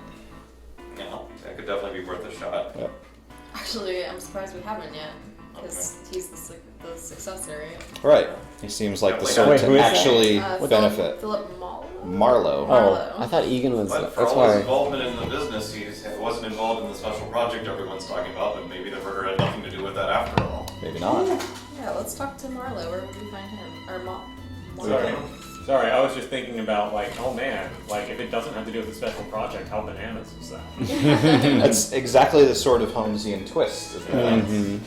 Of course. It's, the entire idea is you have to be able to look and observe and analyze, and figure out what doesn't matter. Indeed. Marlowe? Yeah, I mean, The only reason I'm hesitating is we have a definite dirty thing to poke Sure, at. that's fair. But what do we poke at there? The tailor? Taylor or The- cabbies? The cabbies? you know what? I'm starting to lean towards the tailor just because if we're looking for, Implication that he was there? or more that he actually fired a shot, if the tailor provides evidence along that, because we can place him there with the, the cigarette. Certainly. Because until we find someone else that's the cigarette and the lack of an alibi currently is putting him potentially there, and maybe we can verify with the cabbies. I don't know. But It occurs to me that he and Marlowe could have worked together to have murdered him. until we rule it out, anything's possible, I guess. Yes. Uh, What if everyone's guilty? Polo did it. Maybe I'm guilty. So yeah, I guess let's look up. Cabbies are at the back of the rule book. Taylor? Oh, Taylor, I'm sorry. So, I suggest we look into the tailor, as that's Yeah, specifically okay, what we Taylor? discovered. Yeah. yeah. Rad- Go ahead. Oh, sorry. Radford Jones and Company, 11 WC. Okay. West Central almost flips to What's the side? a different page. What was it? 11 WC. This is the rule book. Almost slipped to a rule. It's important not to know the we rules of found the rules. game. That's where he was leading the. Ah, rules, goodness. Yeah. Sherlock Holmes rules. Here's how you play the game. What was it again? 11 WC. 11, thank you. The proprietor of Radford Jones and Company is caught between a natural reticence to talk about his client's financial affairs in general and a biting urge to speak about Lord Raglan's in particular. After all, a gentleman's tailor is second only to a gentleman's gentleman, as a paragon of discreet and loyal service. But the slight done him, which involves money, is too much to contain, and he chooses to speak rather than keep silent. It took us 7 full months to collect that bill, 140 guineas. Why, I almost had to resort to the courts. Not that it would have done me much good at the time. If all the tradesmen to whom Lord Raglan owed money were lined end to end, they would have stretched across the city. Of course, everything's righted itself. I don't mind telling you, however, when he comes for a fitting these days, we have our payment in hand before we proceed. Recently came into a large sum of money, had lots of debts. Wait, did he come into a large sum of money? That's what the stock sales. Well, no, the guy. No, he has stock Or certificates. stock. Read it again real quick. Well, it sounds like he It sounds like he settled that debt, but Let's see.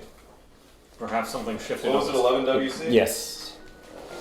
So perhaps if he is guilty, it was to somehow manipulate the stock market. I was gonna say when we first heard about the stock market, Yeah. stock certificates, I was thinking, oh, did that somehow affect his own riches? But we have no evidence necessarily of whether or not he sold his own stocks before it got shorted. Like that, I could believe. Like if he knew that the owner was going to get murdered, that he sold all of his stocks originally. Yeah, but then murdering him doesn't suddenly make that a good idea or whatever. Yeah. All the tradesmen to whom Lord Raglan owed money were lined end to end. They have stretched across the city. Of course, everything righted itself. I guess he could just be talking about the debt with him in particular, not all the debts in general. That's what I thought. Okay, that's fair. Yep. Interesting that he has a lot of debts, or had a lot of debts. Yeah. That So there is another lead that seems to have slipped us past, and that is the other fellow that's not Bustin, who's his gentleman, but Bunting. Bunting. Yeah, Bustin Bunting did pick up that rather funny envelope right at the start from of the conversation. Drummond or something like that. Something like that, yeah. What was the Lord Ragland location? Ragland was 56 SW. SW. I actually want to talk to the Drummond fellow before Does the Bunting. gentleman- does the Bunting gentleman- probably won't say a word. Does he yeah. not live with Ragland? That's just it. Like, I would have figured that if you had a man who was there to do your stuff for you, Bunting would have been the one to do it. But he says, notices an envelope on his desk, immediately calls for Bunting. Drummond's has slipped up again. See that this is posted immediately. Drummond's is actually an establishment of some kind. It is a bank. Accounting guy. Oh. Let's go pay them a visit, maybe. Yeah. Which I guess I'm up for. Yeah, you're up for that, and I guess Well, I'm reading it. Yes, you read. I will. Let's pass that Okay. along as well. Drummond's? Drummond's is where we're headed. Drummins? O and D. Oh, indeed. Drummond. Yes. Possessive Drummond. 26 WC. Alright, to the WC. I'm sorry. You can. What was this? 26 WC? 26 WC. Yes. 26 WC? Oh. There's so many Okay. names that I've not heard before. Wiggins, with a dazzling glibness, is able to coax the manager of Drummond's to give us a peek at Lord Raglan's banking record. Wow. My goodness. His I maybe glibness, kissed him. it's so dazzling. It clearly paints a sad financial picture previous to March 10th. Since that date, Lord Raglan has deposited a total of £30,000 in 6 £5,000 installments.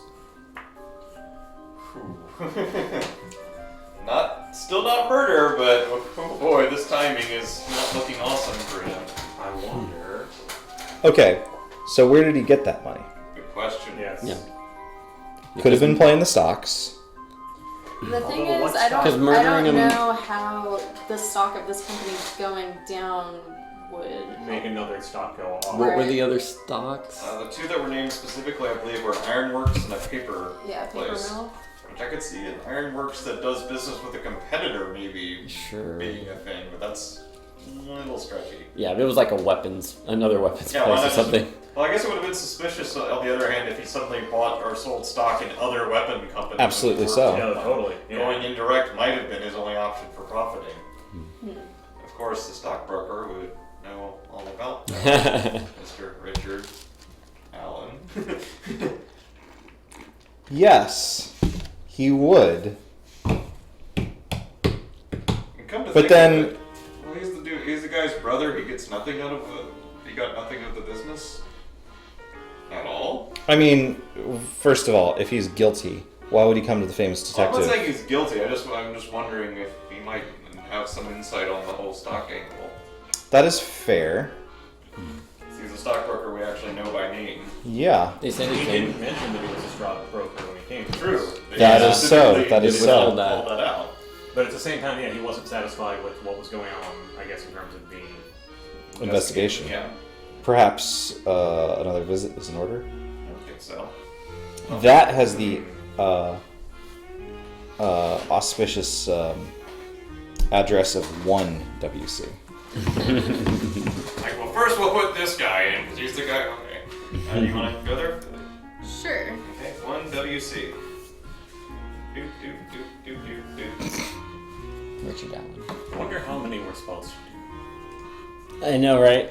Because I'm all like, you know, Is it more important to be correct? beat Sherlock or be be It's correct? almost certainly more important to get any Yeah. amount of the case correct. Yes, certainly.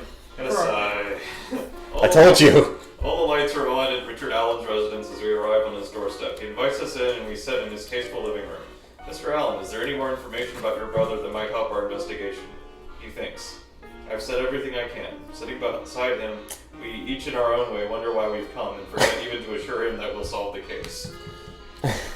Boo. Well, So I was thinking about that point, as a matter of fact, not the Richard Allen point necessarily, but so the way this is scored is you have points deducted For each for of these having leads, gone right? to more leads than Sherlock Holmes did. And while I will absolutely say that yes, in the Sherlock Holmes game, we should absolutely be striving to do our very best to investigate using our powers of observation and deduction as he would, to be just the smarmiest pricks on the face of Twitch.com. However, it's a shame to think that if you're trying to speedrun the game necessarily, that you're going to see as little content as possible. So I certainly don't mind investigating as many leads as we can in order to, as a group. as long as we Discover the definitively solution. think we... Yes, if we get negative 1,000 points and also lose, then then I'll go back to fighting Darth Vader any day. No, I won't. I'll be Darth Vader. What if we're all Darth Vader? Oh, man. Man, that Then we was can all win. Oh no. Well, you're Dang pretty it. well I done. want to be the next character. I'm Well- vice president. Kind of like that show. No. Hello. That was So, No. Huh. we found some more about Ragland. Having recently come in Yeah, more I guess- money. Yeah, like motive is starting to like coalesce, I guess. Cabbies to see if they know about his movement since he was clearly fitting. Yeah, we can see where he might feel have like- been. He probably is. Like, there's a part of me that feels like before we even go to that one, we know that. He was there, Yeah. and he's at least involved. Someone found the mustard on my shirt. You're a good boy. I was curious to see if like the stock market was actually a destination we could investigate. Yeah. I feel like some of it is we have the right idea, but are just looking in the wrong physical place. Yeah.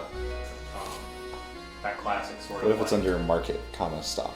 I hate this game. What would that even be under? There's Mercantile? London Stock Exchange.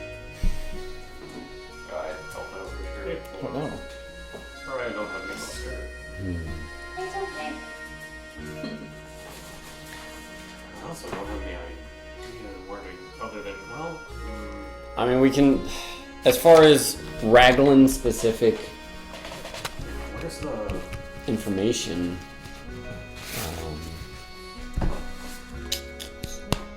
We could try Bunting still.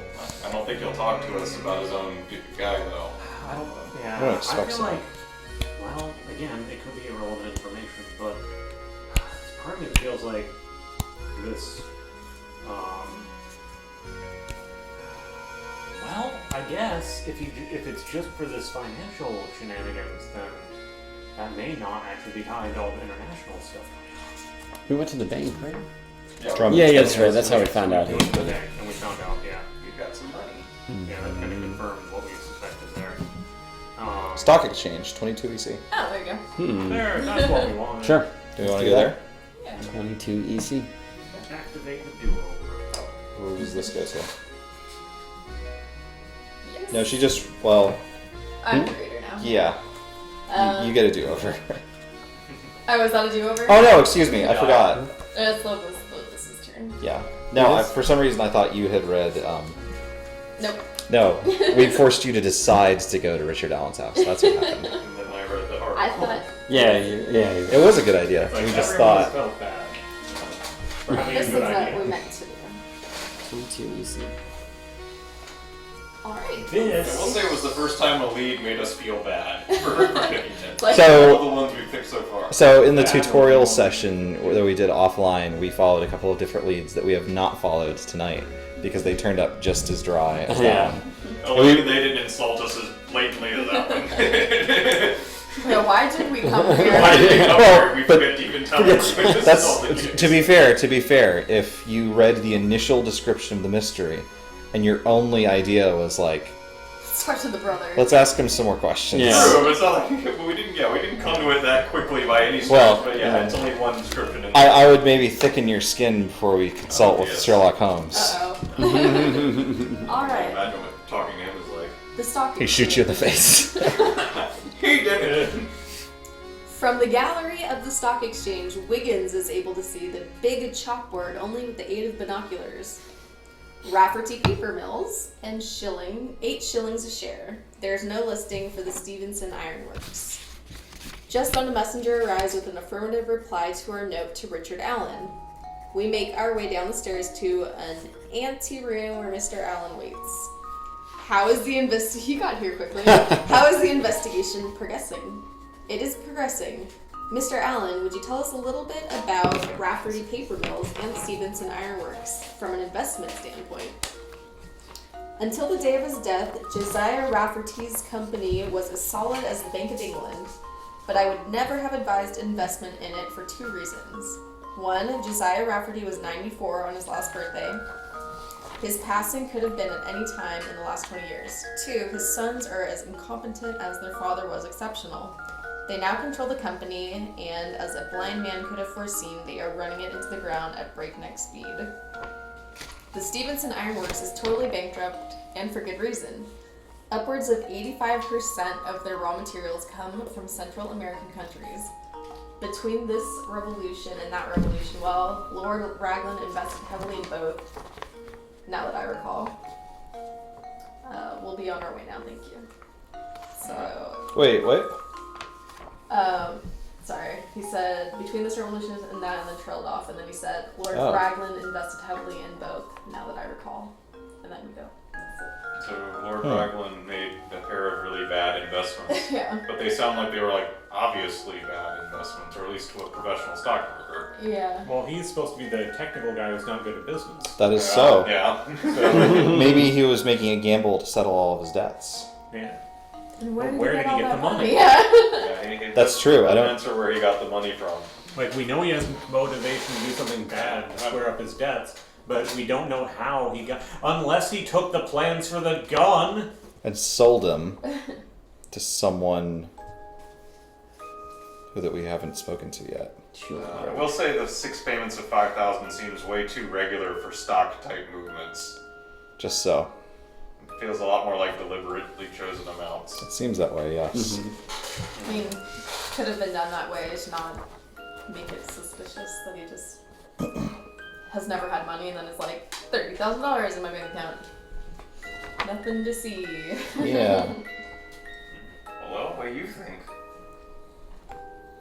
So now I'm wondering if perhaps he conspired with someone else who had cause to want him dead. Maybe a certain German. Yes. Sherlock Holmes. Sherlock Holmes. Yes. We want to start with the German count or the countess? Don't you think we'll find them both in the same place? Well, let's also keep in mind that whoever the international buyer is doesn't have to be on the Imperials list because they weren't actually, necessarily there. But we could hit two birds with one stone by checking Schulenburg in case it happens to randomly be. Yeah, I think him and Love the interest. Spaniard are both suspicious. I feel like the alibi for the French at this point seems strong, unless something weird happens. I agree. The French aren't bugging me too much at the moment. The Spanish fellow definitely is, and the Germans definitely have a connection too. I'd like to look into both of those, but is E-Man? Did he ever pounce the Spaniard? That's a great question. Well, Let's investigate He Del was killed Guerrero. before he pounced the Spaniard, because he was going to pounce the Spaniard at 10 after meeting at 8:30 with the guard out. Right. But maybe his death was a pounce gone awry. Hector, he's at 30. The pouncer got pounced. He's at 36 WC if we wish to visit him in person. Hector Del Guerra. I feel like no, keep going. 13 EC, is that what you said? Oh, 36. Before 36 WC. Wow, I would- before. You were Liz Dexick. Okay. 36 WC. Our interview with Hector Del Guerra at his home is suddenly interrupted by the entrance of three small children into the parlor. I think I read this one before. Have we read this one already? We have In the tutorial. In the Not tutorial. here. Oh no. No, it's fine. It's okay. I didn't remember this. They fairly it's good that we fly. can't do it without remembering it from the tutorial. Yes. They fairly fly into the room with a Organic. swoop upon their father, covering him with hugs and kisses. Close upon their heels, their governess issues a string of Spanish commands, which once again restores order. After formal introductions are made with awkward curtsies by the little ones, the governess hustles them away, and Senor Del Guerra is able to continue. It was a formal dinner party, you see. March 9th is our wedding anniversary. There were 30 or so guests, and they began arriving a little after 7 o'clock, as I recall. Count von Schulenburg and his wife were the last to arrive at about 8:30. Let's put this. Do we know where this party is? Because that's going on the map. I would assume it would be at their house, right? Or the embassy, maybe. Hopefully it says. Dinner party. It's a formal dinner party. If it's a dinner party, I assume at the house. I reckon at their house. So what is 63? 36? 36 Can I W. see Thank the you. newspaper really quick? Oh, of course. I wonder if that has any news about the dinner. I could be wrong. Not that I remember, but Mm-hmm. I read it before having any context. I think that's 36 WC. Was it?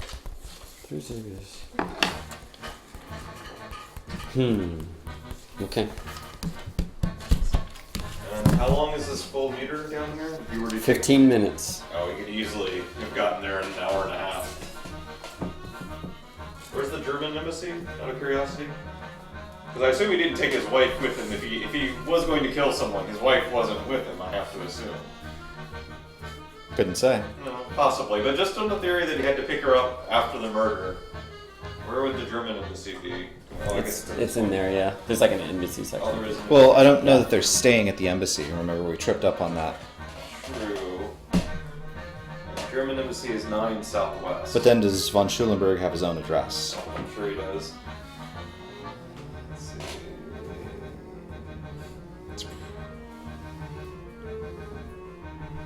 Well, von Bork was under B, but von Schulenburg was under I was going to say it's probably under S. Or But von Bork was under Von B. Bork was It's inconsistent. Schulenburg, Comte von Schulenburg, 51 Southwest. Aha. 51 Southwest. It's quite far. It is. If he had to pick up his wife, he had to go a long way to do it. Probably couldn't actually do that even in an hour and a half. Then he must have taken her with him. Interesting, if he did it at all, but definitely feels like it's probably time to have a chat with the fellow at this point. Or the cabbies.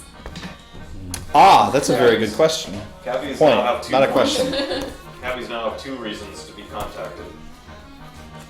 Brandon, thoughts? Oh, it's me. Yep. It's you. How are you, Jim? Great. Do you have stairs in your house? Actually, no. I feel like the German himself. I'm feeling von Schulenberg Yeah. at this point. Where can we find? Was it Sorry. 51? Oh, that's what we literally. 51 Southwest. No, that's the embassy. Yeah. Oh, sorry. What was it? It's under S. Oh man, Holmes is gonna wreck us though. That's fine. But it's gonna be fun. He solved the case like 3 No, days 51 ago. Southwest. Oh, D1 Southwest. 51 Southwest. excuse me. No problem. I think I was talked out of looking up the embassy. Got my order of operations wrong. Oh my god. Is it a lot? There's such a cinematic here, you guys. We are greeted at the door of Count von Schulenberg's residence by a man whose glare is unfriendly and forbidding. Oh god. His walrus mustache and stiff bearing remind us more of a sergeant in the Prussian Guard than a butler. Before the man can shut the door in our faces as he shows every sign of doing, Wiggins spews forth a stream of guttural sounds in a language that must bear some resemblance to German, but the butler steps back, clicks his heels, and admits us. Hasselhoff! Wiggins, for his part, cannot resist a mischievous wink in our direction. Count von Schulenberg sits waiting for us behind his desk in the study. Physically, he is a bit of a surprise to us. Short and rotund, he looks slightly absurd in his tight-fitting uniform, more like an overdressed tram conductor than a military man. We suspect, on the evidence of a half-filled glass of a clear liquid on his desk, that his florid complexion is due as much to his penchant for tippling as to the tightness of his collar. If his stature and shape, his rosy cheeks, gray hair, and whiskers, his bushy side whiskers loop down to his chin and back up and connect with his mustache, put us in mind of old Saint Nick. I was picturing like. But his manner see conjures that. up a very different image. He is very cold, devoid of any emotion, save possibly anger. He notices Wiggins' attention to a magnificent gun collection, which finds one wall and asks him in a flat tone of voice, suggesting disinterest in an answer, if he has a liking for guns. Wiggins barely begins to reply before the Count cuts him off. Now, gentlemen, what is your business? We explain our mission and ask if we may put some questions to him. We take a stony silence as consent to do so. Were you aware that the Grant Arms Company was developing a new weapon for the British government? Gonna let flow out the side door. He's No. pretty. Oh, okay. He's growling at dogs that are next door. Oh, okay. Thank you. I knew of such a weapon, of course, but no details concerning it. But since no company can compete with our own Krupp works, I was not very interested. Do you remember where you were on the evening of March 9th? He raises an eyebrow at the implication of question. While he is deciding whether to answer or not, he lights a cigarette. We can't help but notice the B&H on the cigarette. Finally, he speaks. I recall quite well. I went to the home of Hector del Guerra, military atch to the Spanish government. That confirms the party was at his house, so that's good. Just then, there's a knock on the study door. Oh, Alfred, says a very beautiful young lady as she sweeps into the room and stops short. I'm sorry, Alfred, I was unaware that you had company. With a great deal more animation than we have seen heretofore, the Count rises, goes to her, and with elaborate ceremony, introduces the young blonde woman as his wife. Together they make a most incongruous pair. 30 years and 3 inches, the height advantage going to the lady, separate them.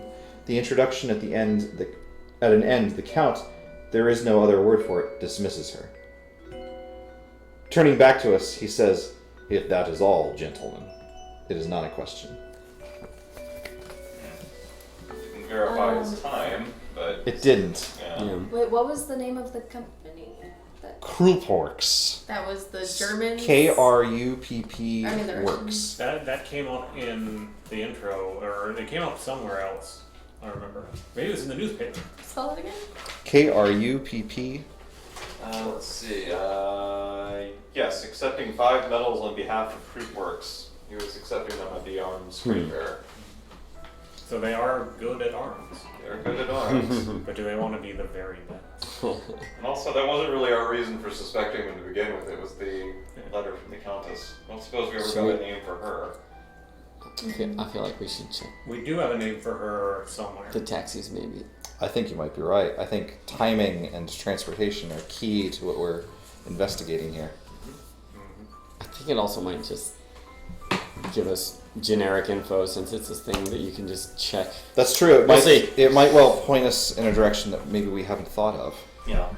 Another suggestion, just to throw it out there, Mycroft Homes is the source of information on everything that concerns the government. If there's something to do with a trade agreement or something like that, that might be worth checking in with him. But the central carriage stables are at 5 WC. You're the decide to me. I like the idea. Let's go. Splendid. 5 WC? 5 WC, central carriage stables. Meeting point with London cab drivers. Source of information on movements of suspects. Oh, 5 WC. Not a single cabbie. It's a central carriage station. Can remember picking up a fare between 6 o'clock and 7 o'clock p.m. on March 9th around Leonard Street, City Road, or Old Street. I guess, says Wiggins, that the culprit fled on foot. Okay. That was disappointing. Yeah. Grumbles. Yeah. It is our first case. I figure it couldn't give our much last specific information since it was such a generic asking point. Alright. Well, but if a German nobleman had left his lady in the cab for a period of time or something like that, and no. returned, Yeah, they could have been vague about it without being. Yeah, I guess so. And it was interesting because there's a moment when they were describing him where I was like, like, is he the one who fired the shot? And then I looked down here and I'm like, no, he's actually super good at shooting things. He's kind of the best at guns. Well, I'm people. the best at guns. But it wasn't alleyway necessarily. You might not have had anywhere to get a clear shot. I wouldn't know. I don't know if I agree with treating this list as a list of people who. Oh, no. I was thinking more about, like, is he capable of wielding the weapon effectively? And it's like, well, actually, he's totally capable of wielding a large weapon effectively. Oh yeah. It's not merely an appreciation of guns, but a knowledge of how to use them. Yeah, he's got skills. And that, that doesn't mean it wasn't point blank. It just means that he's totally capable of being a shooter, I guess. We didn't ever go talk to Marlo? No, we haven't No. yet. Which one's Marlo? Marlo is New new. president. New president. Definitely would be worth a chat, probably. Maybe. I guess, what are we trying to be? I feel like we may want to be, well, I mean, we don't have to. We can do, like have a goal with each thing we go to. Sure. Right. Well, Marlo is far and away the one that most obviously benefited from the man's death. I would also I say suppose. I feel like we've run out of places to poke legitimately on our current possible suspects. I mean, there's two more international gentlemen that we've identified. The Zohar seems Let's see. like he's got an alibi, Yeah. at least if we take the word of Camp, who seems to be on the level. Yeah. And we just haven't really had a whole lot for Meshkov to point us in his direction. Yeah. Yeah, there's really Yeah, it was like either nothing doing Bunting, which we said he probably wouldn't talk, but we haven't checked. No. And then we said maybe that Ragland and Marlowe could have worked together. It does, so if he's had difficulty with money for a long time, Marlo's the sort of person who could help with that, probably. I was actually going to say if he's had difficulty with money for a long time, then perhaps Bunting would be the sort to be disgruntled about that sort of thing. That's true. If he owes everybody money, including his man, that could be a problem for him now. It could. Granted, if we really don't care about the number of leads that we're dredging up. No, I mean, I sort of care. Yeah, But I more want to solve the mystery. Yeah. Yeah, I mean, I still feel like those are like valid leads to go chase, and not Like, like, if it was, like, I don't know this thing. again, not to be too meta about it, but if it was a video game, I would absolutely go poke him and see what happened. Mm-hmm. Yeah. Marlo's definitely a good poke, but I'm not sure what else I would be wanting to follow other than maybe some of The pouncing, was there any more for the pounce? We talked to the Spaniard. Yeah. yeah. And that's kind of the thing, is that, that party seems like, well, I guess part of the reason that he might not be meeting him until later is because that party was supposed to be you know, maybe you were supposed to meet him after the party, which would be, you know, around 10 p.m.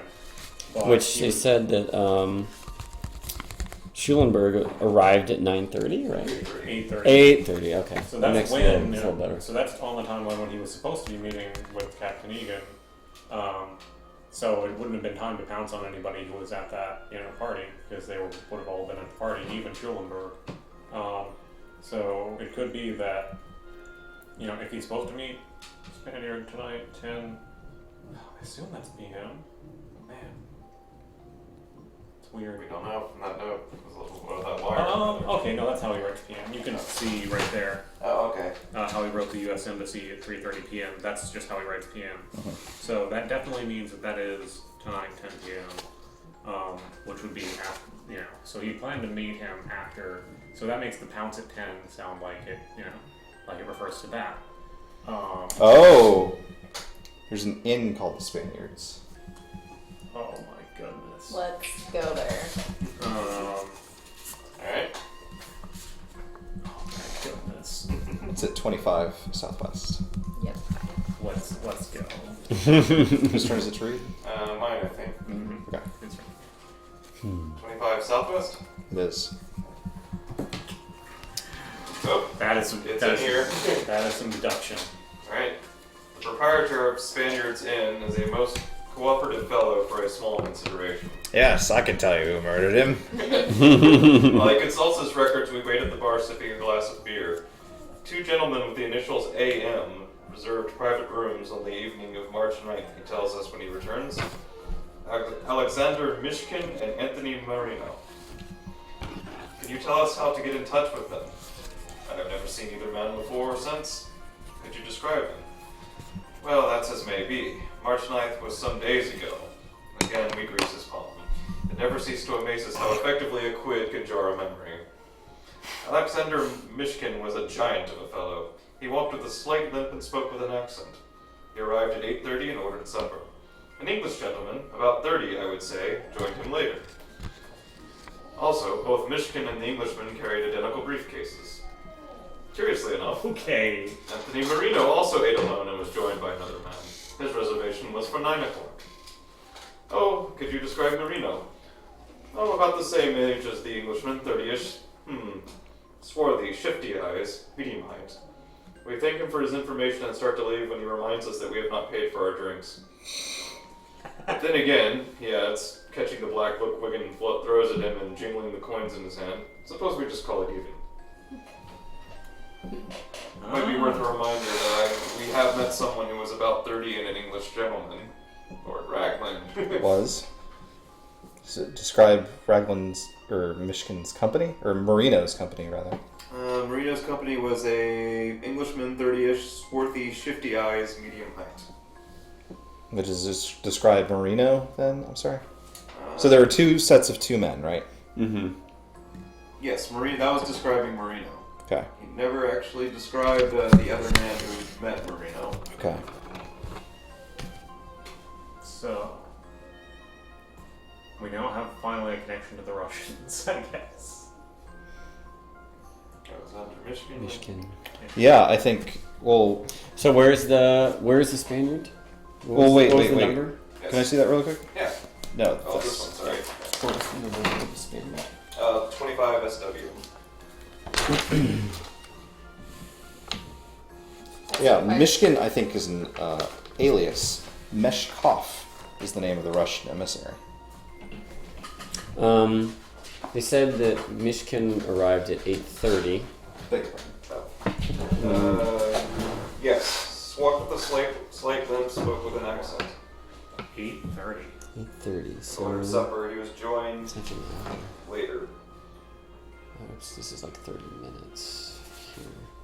On the Oh, here I have a scale if you'd like. These on there.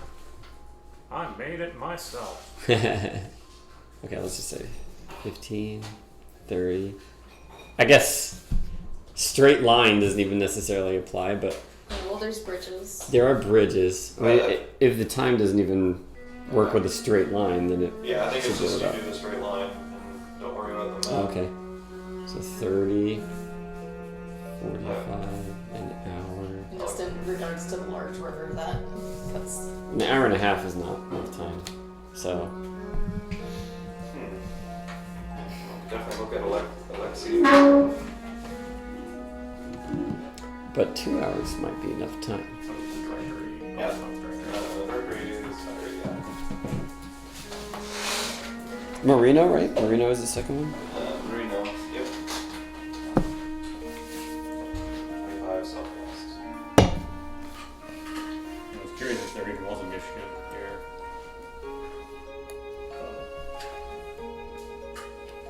It does sound like that could be. So, based on eyeing it with the ruler, since Michigan arrived at 8:30, an hour and a half was not enough time for him to travel that. But 2 hours might be. So Marino potentially involved, maybe. I don't know. Well, but that note was found in Courtney's suitcase, correct? So I would assume that he was one of the parties that was meeting at the Spaniard, because that's the entire reason that we investigated the place to begin with.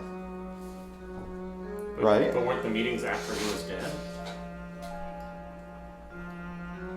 He was heading there, but he may not have gotten there. He definitely didn't get there because the meetings did happen after he was dead.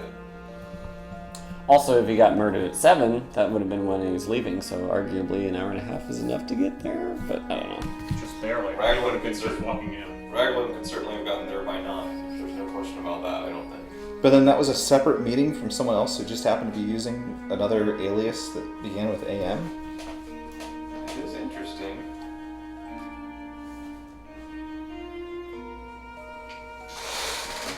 That seems very peculiar.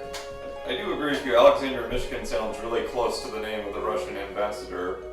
And can I see all the name is spelled? Or Sure, Alexander, Michigan compared to Alexei Mishkov. Yeah. Mishkov. Yeah. Yeah. That's... yeah, because there's definitely no person listed with that. With Michigan? Yeah, anything double. Mariano. Not Marino. Mariano? Yeah. Mariano is in the book, though. Yeah. Even if Michigan isn't. He was the shifty-eyed man meeting with him. Was he meeting with the same person or an unknown person? I don't think they labeled just him. a non-described guy. Yeah. I'm almost inclined to think that Mariano is just a coincidence. Yeah, I think so. Yeah, I think So- that, yeah.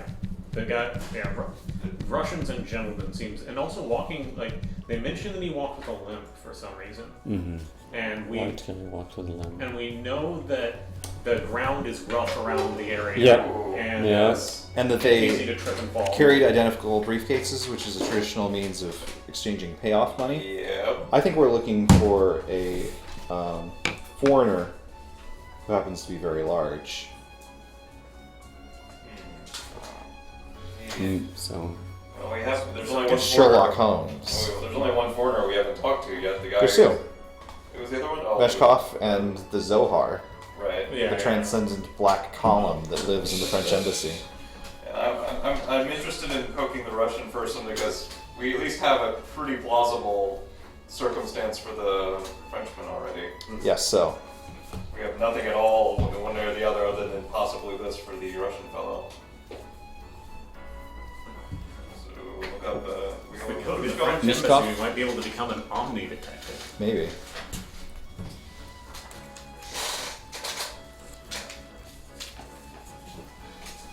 wouldn't you pick a better alias than just changing the last Maybe syllable of your he's name? not very good.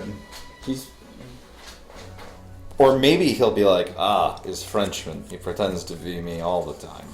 Maybe they got his name wrong when they wrote it down. Oh, maybe! Yeah. Maybe he actually just gave his real name, but he spoke with such a slur. What's the... Oh, that we're going to him? Okay. I think that's probably absolutely what we need Okay. to investigate, It right? is 34 Southwest.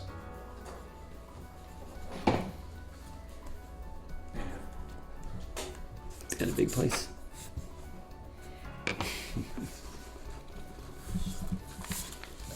At the door of Alexei Meshkov's home, we are met by a giant in a Cossack uniform. We ask to see Mr. Meshkov. He gives us a perplexed look and says something in what must be Russian, the only intelligible word of which is Meshkov.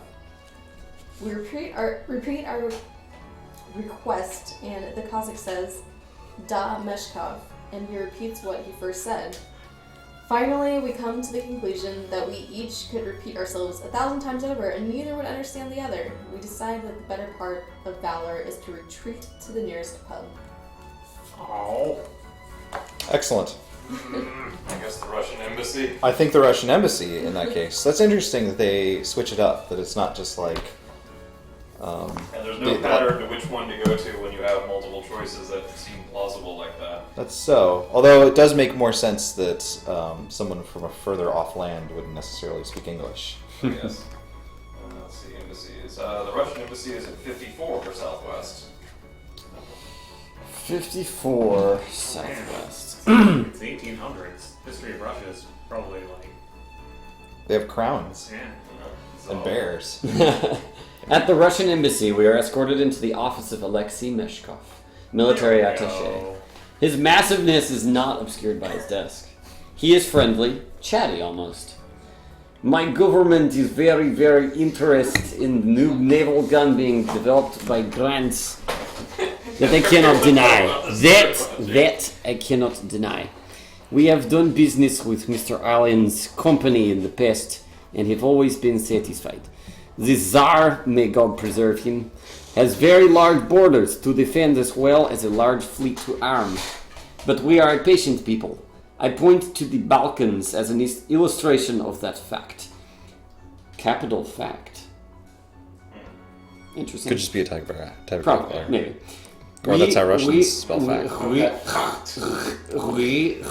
Wait until Wheat? the British government deigns to allow Grant Arms to sell us the new gun. As Meshkov finishes speaking, there is an unexpected clatter behind the desk. Ah, thank you, young man, he says to Wiggins, Yuck, who man. retrieves his cane, which has slipped down from the edge of the desk of its own volition. Meshkov pats his thigh and explains, "An affair of honor some years ago. Although not too many years ago," he laughs, "as my adversary fell forward, shot dead through the heart. His pistol went off, accidentally, much as the cane just slipped off the desk. Unfortunately, the ball found my leg. Sir, would you mind telling us where you were on the evening of March 9th? Meshkov tilts back his head and laughs heartily. Of course not, my friends. I attended a performance at the Covent Garden Theatre. And was there all evening. Since we have nothing more to ask, we thank him and take our leave." Seems like He's a big guy with a limp. Big guy with a limp. He's a big guy with a limp. Who Cane. paid for... Wait. Who deals with the company. Yeah. So he would know about their secret, And would be more than willing to give up a large sum of money in order to get access to the plans. Yes. we haven't actually verified that he was the guy who the alibi at the end. But I want to check this Covent Garden thing because if he wasn't Yes, there yeah. or if he left or something, that would almost. Oh. Pass on the directory, I think. So, you know what? I'm starting to think, What's that? like, I don't know if this guy could get it. Like, even though this guy is, huge and well armed, maybe Raglan did it, but did it to give the plans to this guy. Yeah, that's what I'm thinking. Yeah, that's what I'm thinking. So it's 10 o'clock now. I think we should solve this case, or try to solve this case tonight. I see feel where it like we're goes. relatively close. I wasn't Yeah. sure how this would go because we haven't played the game, obviously. Sure. And playing a new board game, you're never quite sure how it's going to go. And that's not to say that every case is going to take one evening. Right. But I feel like we've been around town, Yeah. we've talked to a lot of people, we're starting to chase down what seems like a pretty plausible idea. I think we should try to solve this case tonight and see how it goes. Yes. Accurate. Covent Gardens. Oh, there's a theater section. Oh. Oh. Sorry. What's that in here? Yeah. Covent Garden Theater, 30 WC. It's awfully close by in terms of time, probably. An usher at the Covent Garden Theatre assures us that Alexei Meshkov, whose tremendous size he recalls, was there on March 9th. What time did the performance end that evening? 11:15. We ask the lad to show us the box that Meshkov occupied, and he leads us to the corridor behind the boxes. Where does this lead? Asks Wiggins, pointing to a door directly across from Meshkov's box. To the alley behind the theater. Think hard. Do you specifically recall the gentleman leaving when it was over? Now that you mention it, I can't say that I do. They didn't say when the performance started. It did not. But Perhaps. showtime is the kind of thing you might expect to find in the theater. In the newspapers. In the theater. Quick, let's visit the theater. Sorry. Entertainments?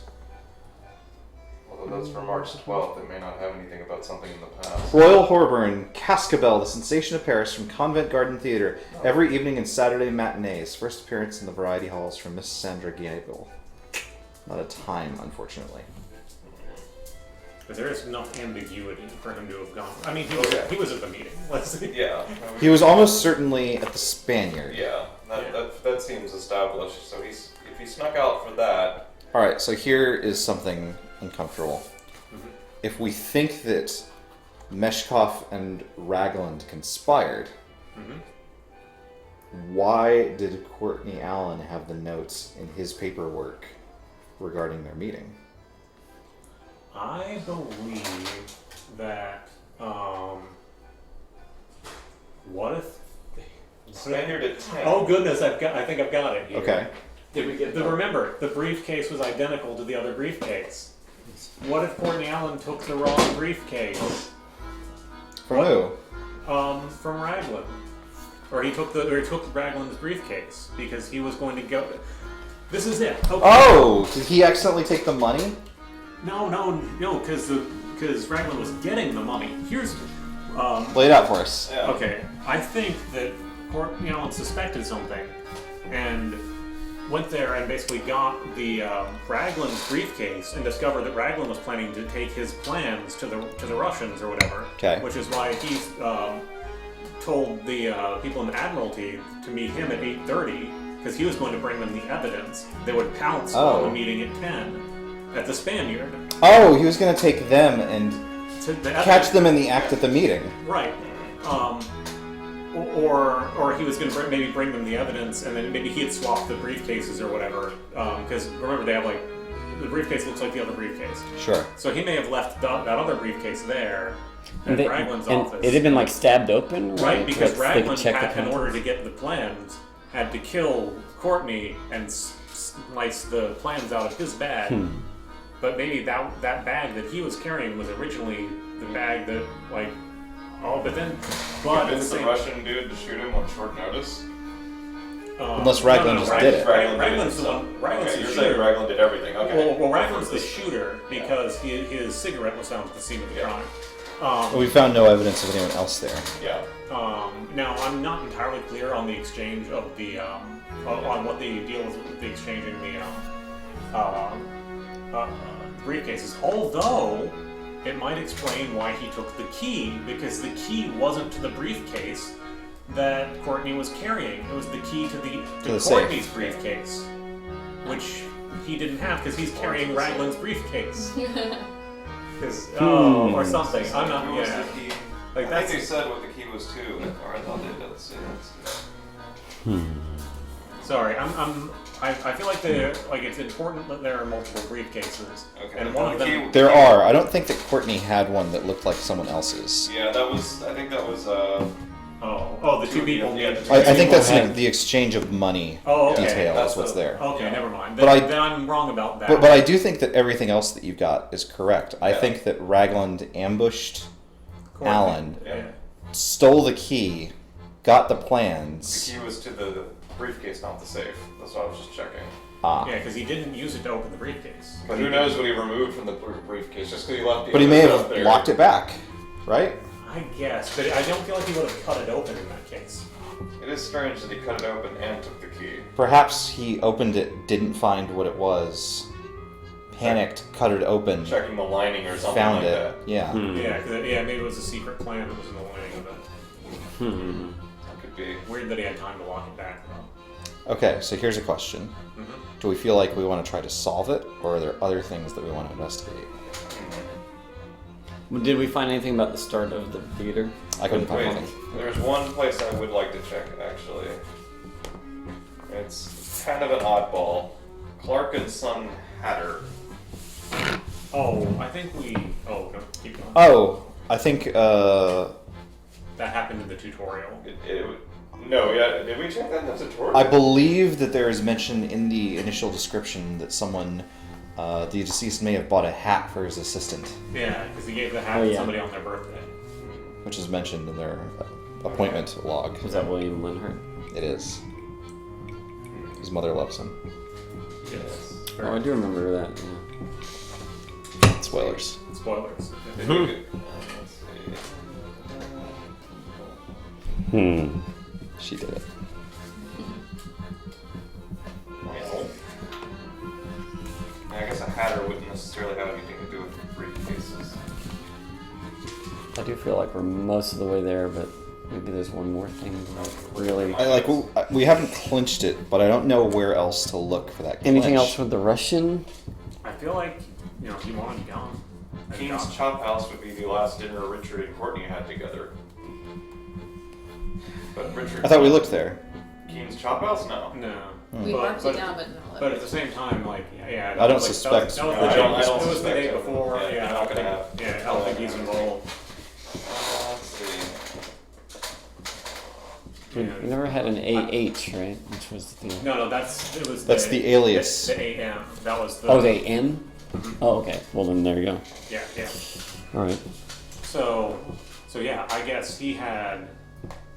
Yeah. That's Want interesting. to try bunting? I mean, we never did try it. It's the one plausible-ish lead that might still pan out to something that could be important. It could give us something. I feel like we know that he is rotten. Yeah, I feel like Raglan's role in this is actually kind of obvious. It's more about the. At this point, now that we can't definitively place him at the place. We're just figuring that he's If bunting probably. hasn't been paid, he might be able to. That's fair. I don't think we lose anything at this point. Sure. We're pretty deep in the hole. We want to try looking up bunting and then see. Yeah. What we feel like. Yeah. Bunting. It is interesting that the. But wait, doesn't just Bunting live just there? What's the address it gives for him? No, doesn't he just live at the house where his master lives? If he's not in the book, I guess he does. But That's traditionally where a manservant lives, unfortunately. Because I can't see an address specifically for him, but that totally makes sense if he's the guy's okay, fair enough. Well, Yeah, if yeah. you don't have a specific address, we don't have to worry about it. Damn it! Yeah, I guess the one thing that I was trying to figure out is the. I'm wondering still. Oh, close my eyes. Let me just flip through all the clues. Yeah, it's the Spaniard meeting thing. I feel like somehow when Courtney went to the plant for the surprise, that he found out what Some notion of Raglan's. plan, which is probably why he packed up. Maybe that's why he put the he's put the plans in his briefcase. And What was the number for the plant again? I want to review that real quick. I think. Wasn't that 12 SE? It was 12 That's why I put a plant there. To remember. laugh out loud. Weed. Haunted Bone asks, is Lobos here in this stream? And the answer is no. You kept me off camera still, right? It's true, yeah. I mean, who's Lobos? 12 SC? SE. Oh, SE. There is no SC. Yeah, I didn't think there was. South Central. South California, London. Frick is SE. Rock over London. I think it's a really small section. of Rock the- over Lobos. I think Rock on Chicago. Wheaties. Eat your Wheaties. Breakfast. Yes. What number SE? Sorry, 12? 12. Okay, let's see. His office. He's the governor's assistant.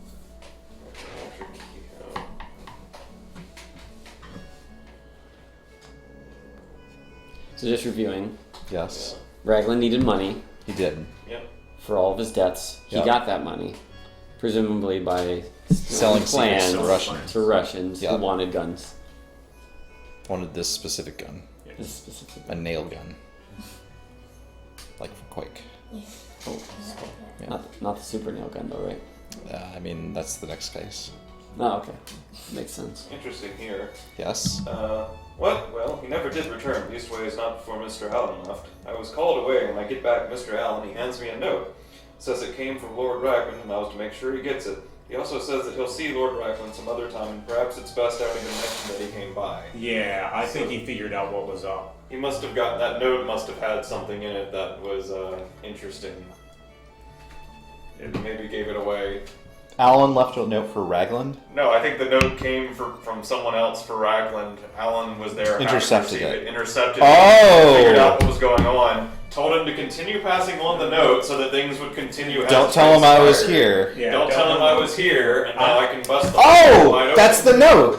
That's the note. The Spaniard meeting at 10. That must be That's why it. it's not on his schedule, because it's Yes. not his schedule. There we go. Okay. Fuck! Okay, we're gonna solve this. I think so. Alright. So, here's what's gonna happen. We are going to flip to the questions page. We're going to answer 2 sets of questions, one main and one bonus. Alright. And then, once we have answered those, we will read the conclusions of the case. Are you ready? No. Yes. Question 1. Who killed Courtney Allen? The answer to number 1 is Lord Ragland.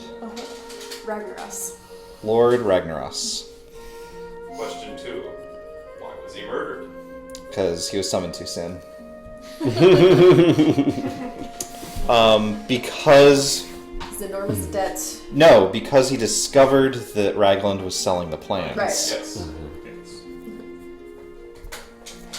What was the significance of the message found in Courtney Allen's notebook?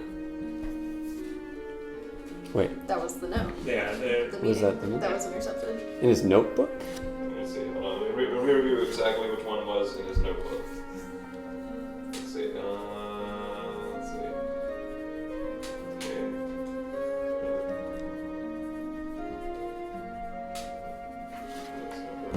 Small notebook.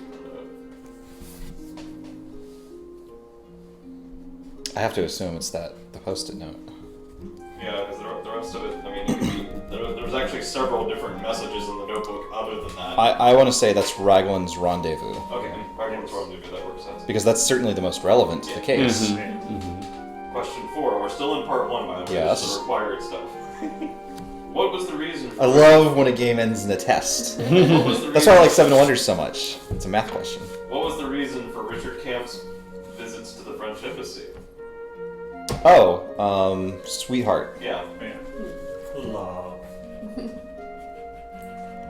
Okay. Marriage is what comes. Part 2, these are the extra credit. Yeah. Why was the tip of the cigarette found at the scene of the crime pinched all around evenly? Cigarette holder. Yes. Uh-oh. Uh-oh. Uh-oh. Question 2. Who was Courtney Allen's paramour at the time of his death? We can guess, but I don't think we know. We never... I'm pretty sure it's the Countess? The Yeah, Countess. it's the Countess. Countess, Von Schulenberg. Schulenberg? Schulenberg. Well, it's only going downhill from there. No. Question 3. What was special about the weapon used to kill Courtney Allen? It was large caliber. We know that, but I don't know if that makes it special. Well, I think our answer can be as wordy as we want it to be. It probably can. Large caliber, maybe experimental? That feels like a Or- guess. We didn't... No, well, no. So, Some of these are us guessing, or us trying to draw conclusions that are not, readily available. so again, as I'd suspected, whoever murdered him was associated and had access to the gun factory. I would guess that if Ragland was out to kill someone, he would have grabbed whatever he thought would be as murderous as possible at close range, which He maybe certainly would have been achieved that. something, maybe like a sawed-off shotgun, 1888 style. But the bullet was just a bullet that was removed. Oh no! No, they they had the couldn't bullet. find it. They couldn't find the bullet. Oh!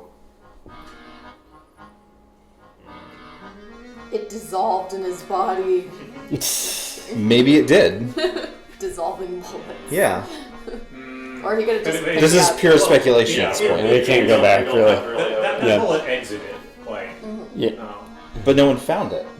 correct. Maybe he collected He it. could have picked it up. What if it was made of ice?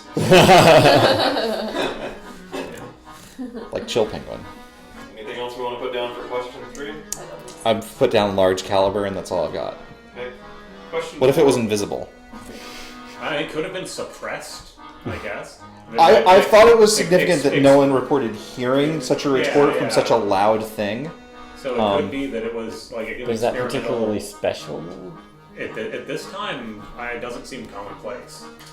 There actually is a specific printed Sherlock Holmes case that hinges on the existence of the experimental silenced sniper rifle technology. Ready for the last question of part 2? I am. How could Wiggins easily make 10 pounds? Who's Wiggins? It's the leader of our little band that carries around his umbrella and the tight hat. Eat 10 1-pound hamburgers. How could he make 10 pounds? How could he easily make 10 pounds? That number seems very specific. That is so specific. Oh, let's show me the newspaper. I mean, How could, could apart suck from a- the if it has something to do with the exchanges of money in the when we were at the Spaniard, like those. I don't know what the British denominations stock are. exchange. Suck at the stock exchange. That's what I was going to say. Like, I'm going to make $100. Oh, I made 10 pounds. Brexit. Oh, I saw something actually right in the but I have no idea what the answer to that. Yeah, that one's. It's bonus for a reason. yeah, clearly. Interesting. That's the last question. That was the last question. May I close this out? Oh, go ahead. We are terrible. No. Let's see. The solution. We are gathered once again at 221B Baker Street, comparing notes and discussing the case, trying to unravel its many threads, when Holmes finally speaks. From the outset, it was obvious that the theft of Mr. Allen's wallet was but a decoy for the perpetrator's real intent. In the first place, it is unlikely that a common criminal would have overlooked two valuable rings, and in the second, simple robbery would not explain the absence of a folder marked SP number 10A in the briefcase. But the briefcase was found locked, protests Watson. As far as we know, Allen locked it and it remained so until you yourself sprang it open. I might add that I was quite shocked at your adeptness at such larceny. To study the criminal is to acquire knowledge of criminal methods. In any case, the murderer must have opened it, as evidenced by the spread eagle position of the body and the placement of the briefcase with regard to it. Didn't think about that at all. As Allen was shot, his arms described an arc out and away from the body. The briefcase then appears to have been flung some distance, as indicated by the gouge in the leather, caused by its scraping against the jagged cobbles. Yet it was found beside the body, and more significantly waist high, exactly the right position for the murderer to have retrieved it and brought it to the key on Allen's cash fob. Knowing that the contents of the folder were central to the murder, and that the code stood for Special Project Number 10, a new naval gun for the Admiralty, it was a simple matter to cull two suspects from the customer list of Benson & Hedges Imperial brand smokers. The cigarette found at the scene was, of course, a Benson & Hedges cigarette. You must mean Count von Schulenburg and Emil Zobar, the military attachés from Germany and France, ventures Wiggins.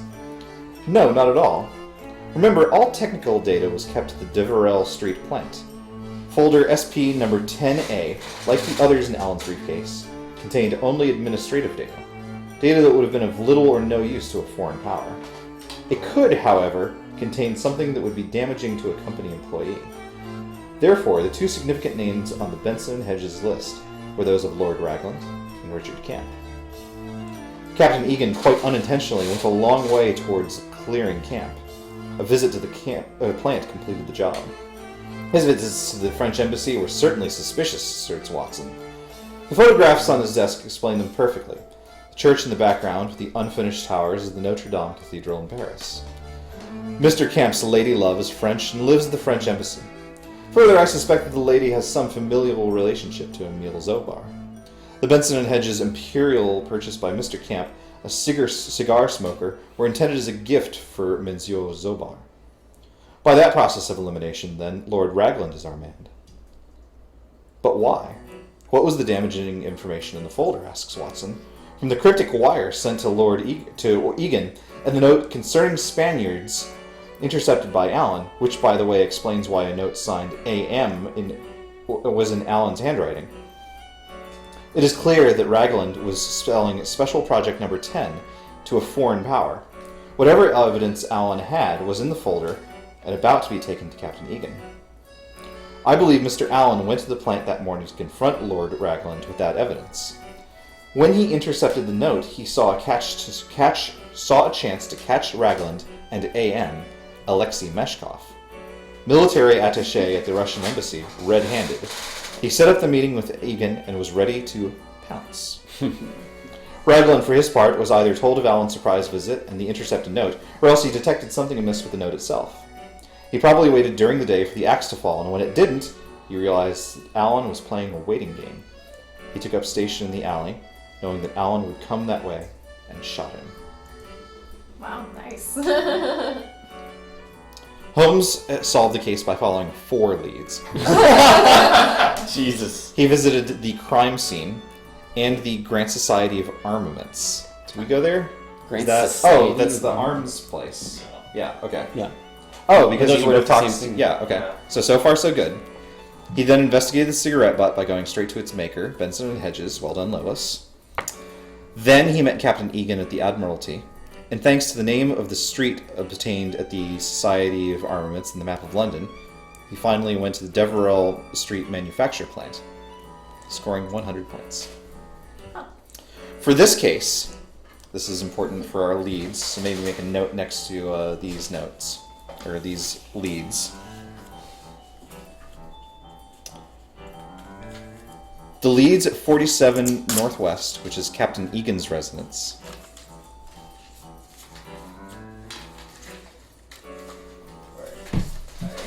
This is all Professor Layton music, Haunted Bone. Everything that you've heard tonight is Professor Layton music. Okay, yeah. What about that? Okay, so these leads are free, which means we get them without having them deduct from our score.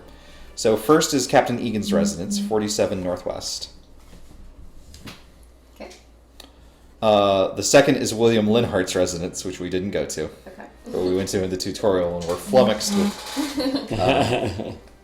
The German Embassy, 9 Southwest. Did we go there? We went there No, we already. didn't. I thought we did. No, We went to the Russian embassy. Yeah, oh, no, you're right. Alexei Meshkov's residence, 34 Southwest. 38 Southwest, the Spanish embassy, which again we went to in the tutorial, but not tonight. Yeah. And 59 Southwest, the French embassy. We also did not ever go to. We didn't. We absolutely didn't. So we had 19 leads, 2 of which were free. Well, so here are what we answered for these. Here are the answers to the questions.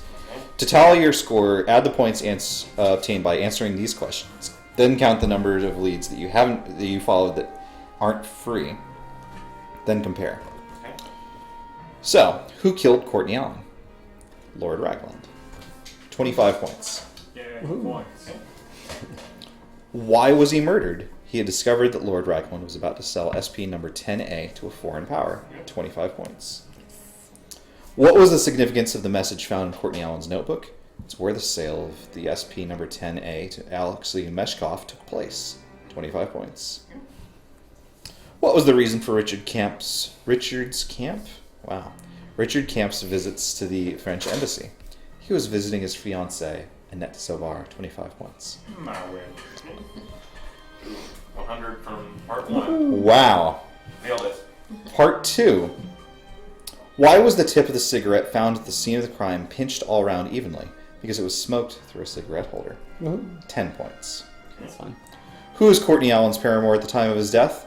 Countess von Schulenburg. 10 points. What was special about the weapon used to kill Courtney Allen? It was a weapon from the Grant Society. That is made by the company, which I feel like we all agreed upon was true. We didn't put it. I don't Yeah, we see didn't. I think we wrote it down. I can see it clearly from over I here. just see Zero. large Except I specifically said that out loud when we were discussing it, and we all agreed that that was the case, and we need those 10 points. I know we do. 10 points. Okay.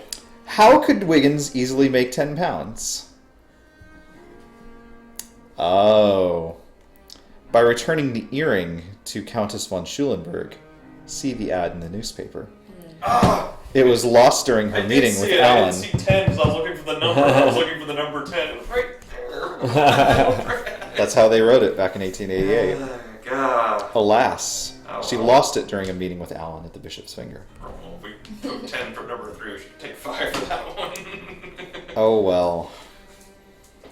To tally your score, add the points obtained. Then subtract 5 points for each extra lead that we took from the We had 4. 17 extra leads, so that will be an 85-point deduction. Very well. Wait, do we count the ones that overlap So the with free- Sherlock's? No. Wait, oh wait. No, excuse me. So, if you followed more leads than home, subtract 5 from your score for more. each extra lead. Oh, extra so 13. 13, yes, okay. 13. Not so disastrous. No, not nearly so Still disastrous. bad. 13 But a was- positive score, perhaps. Oh, it's definitely a positive score. Oh my god. It is, in fact, 65 points. Woo, we just barely are failing. I think that's not bad at all. That's not bad at all. I was very ready to do absolutely terribly. 65 is not bad at all. Case It's closed. close. I think we did great. That was amazing. That's so good. Well done. Good game, everyone. Everybody. Wow. GG. Dang, that's so much better than Darth Vader. I mean, maybe Darth Vader will be a prominent fixture in the next case. Someone's stolen my plans. Oh, wow. Wow, that is terrific. Thank you guys so much for playing. I have wanted to play this game literally for years, and I'm so glad to be playing it at last. Thank you guys so much for hanging out with us. I certainly hope that you had fun. If you came in later, certainly you can check out the archive on YouTube, which hopefully will be up tomorrow, where you can get the entire thing. But we'll be back next week with an all-new case, which maybe we'll solve. Maybe this one's deliberately super easy. It certainly didn't feel super easy. But I was totally ready to be like, can't be Lord Raglan. Yeah. That's super obvious. Yeah. But it was absolutely, well, That was only 25 points, though. If we had tried to end it with just that, we would have done disaster. that's true. We wouldn't have known anything about the sale of the plans, bad the Russian note meant. accents. No, absolutely. You know, we would have I had think a negative score if we did that early. I think we did a really good job, Well- particularly of not letting go of things that we weren't sure of early on that we needed to pick back up with Yes. as the game went on. Excellent. Cool. Well, good game. Huzzah.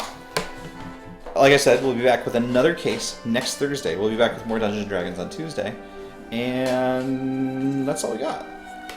Thank you so much for joining us for our inaugural Sherlock Holmes Consulting Detective stream. I hope that you had a good time. Thank you so much for joining us. Yeah, thank you. We'll see you next time.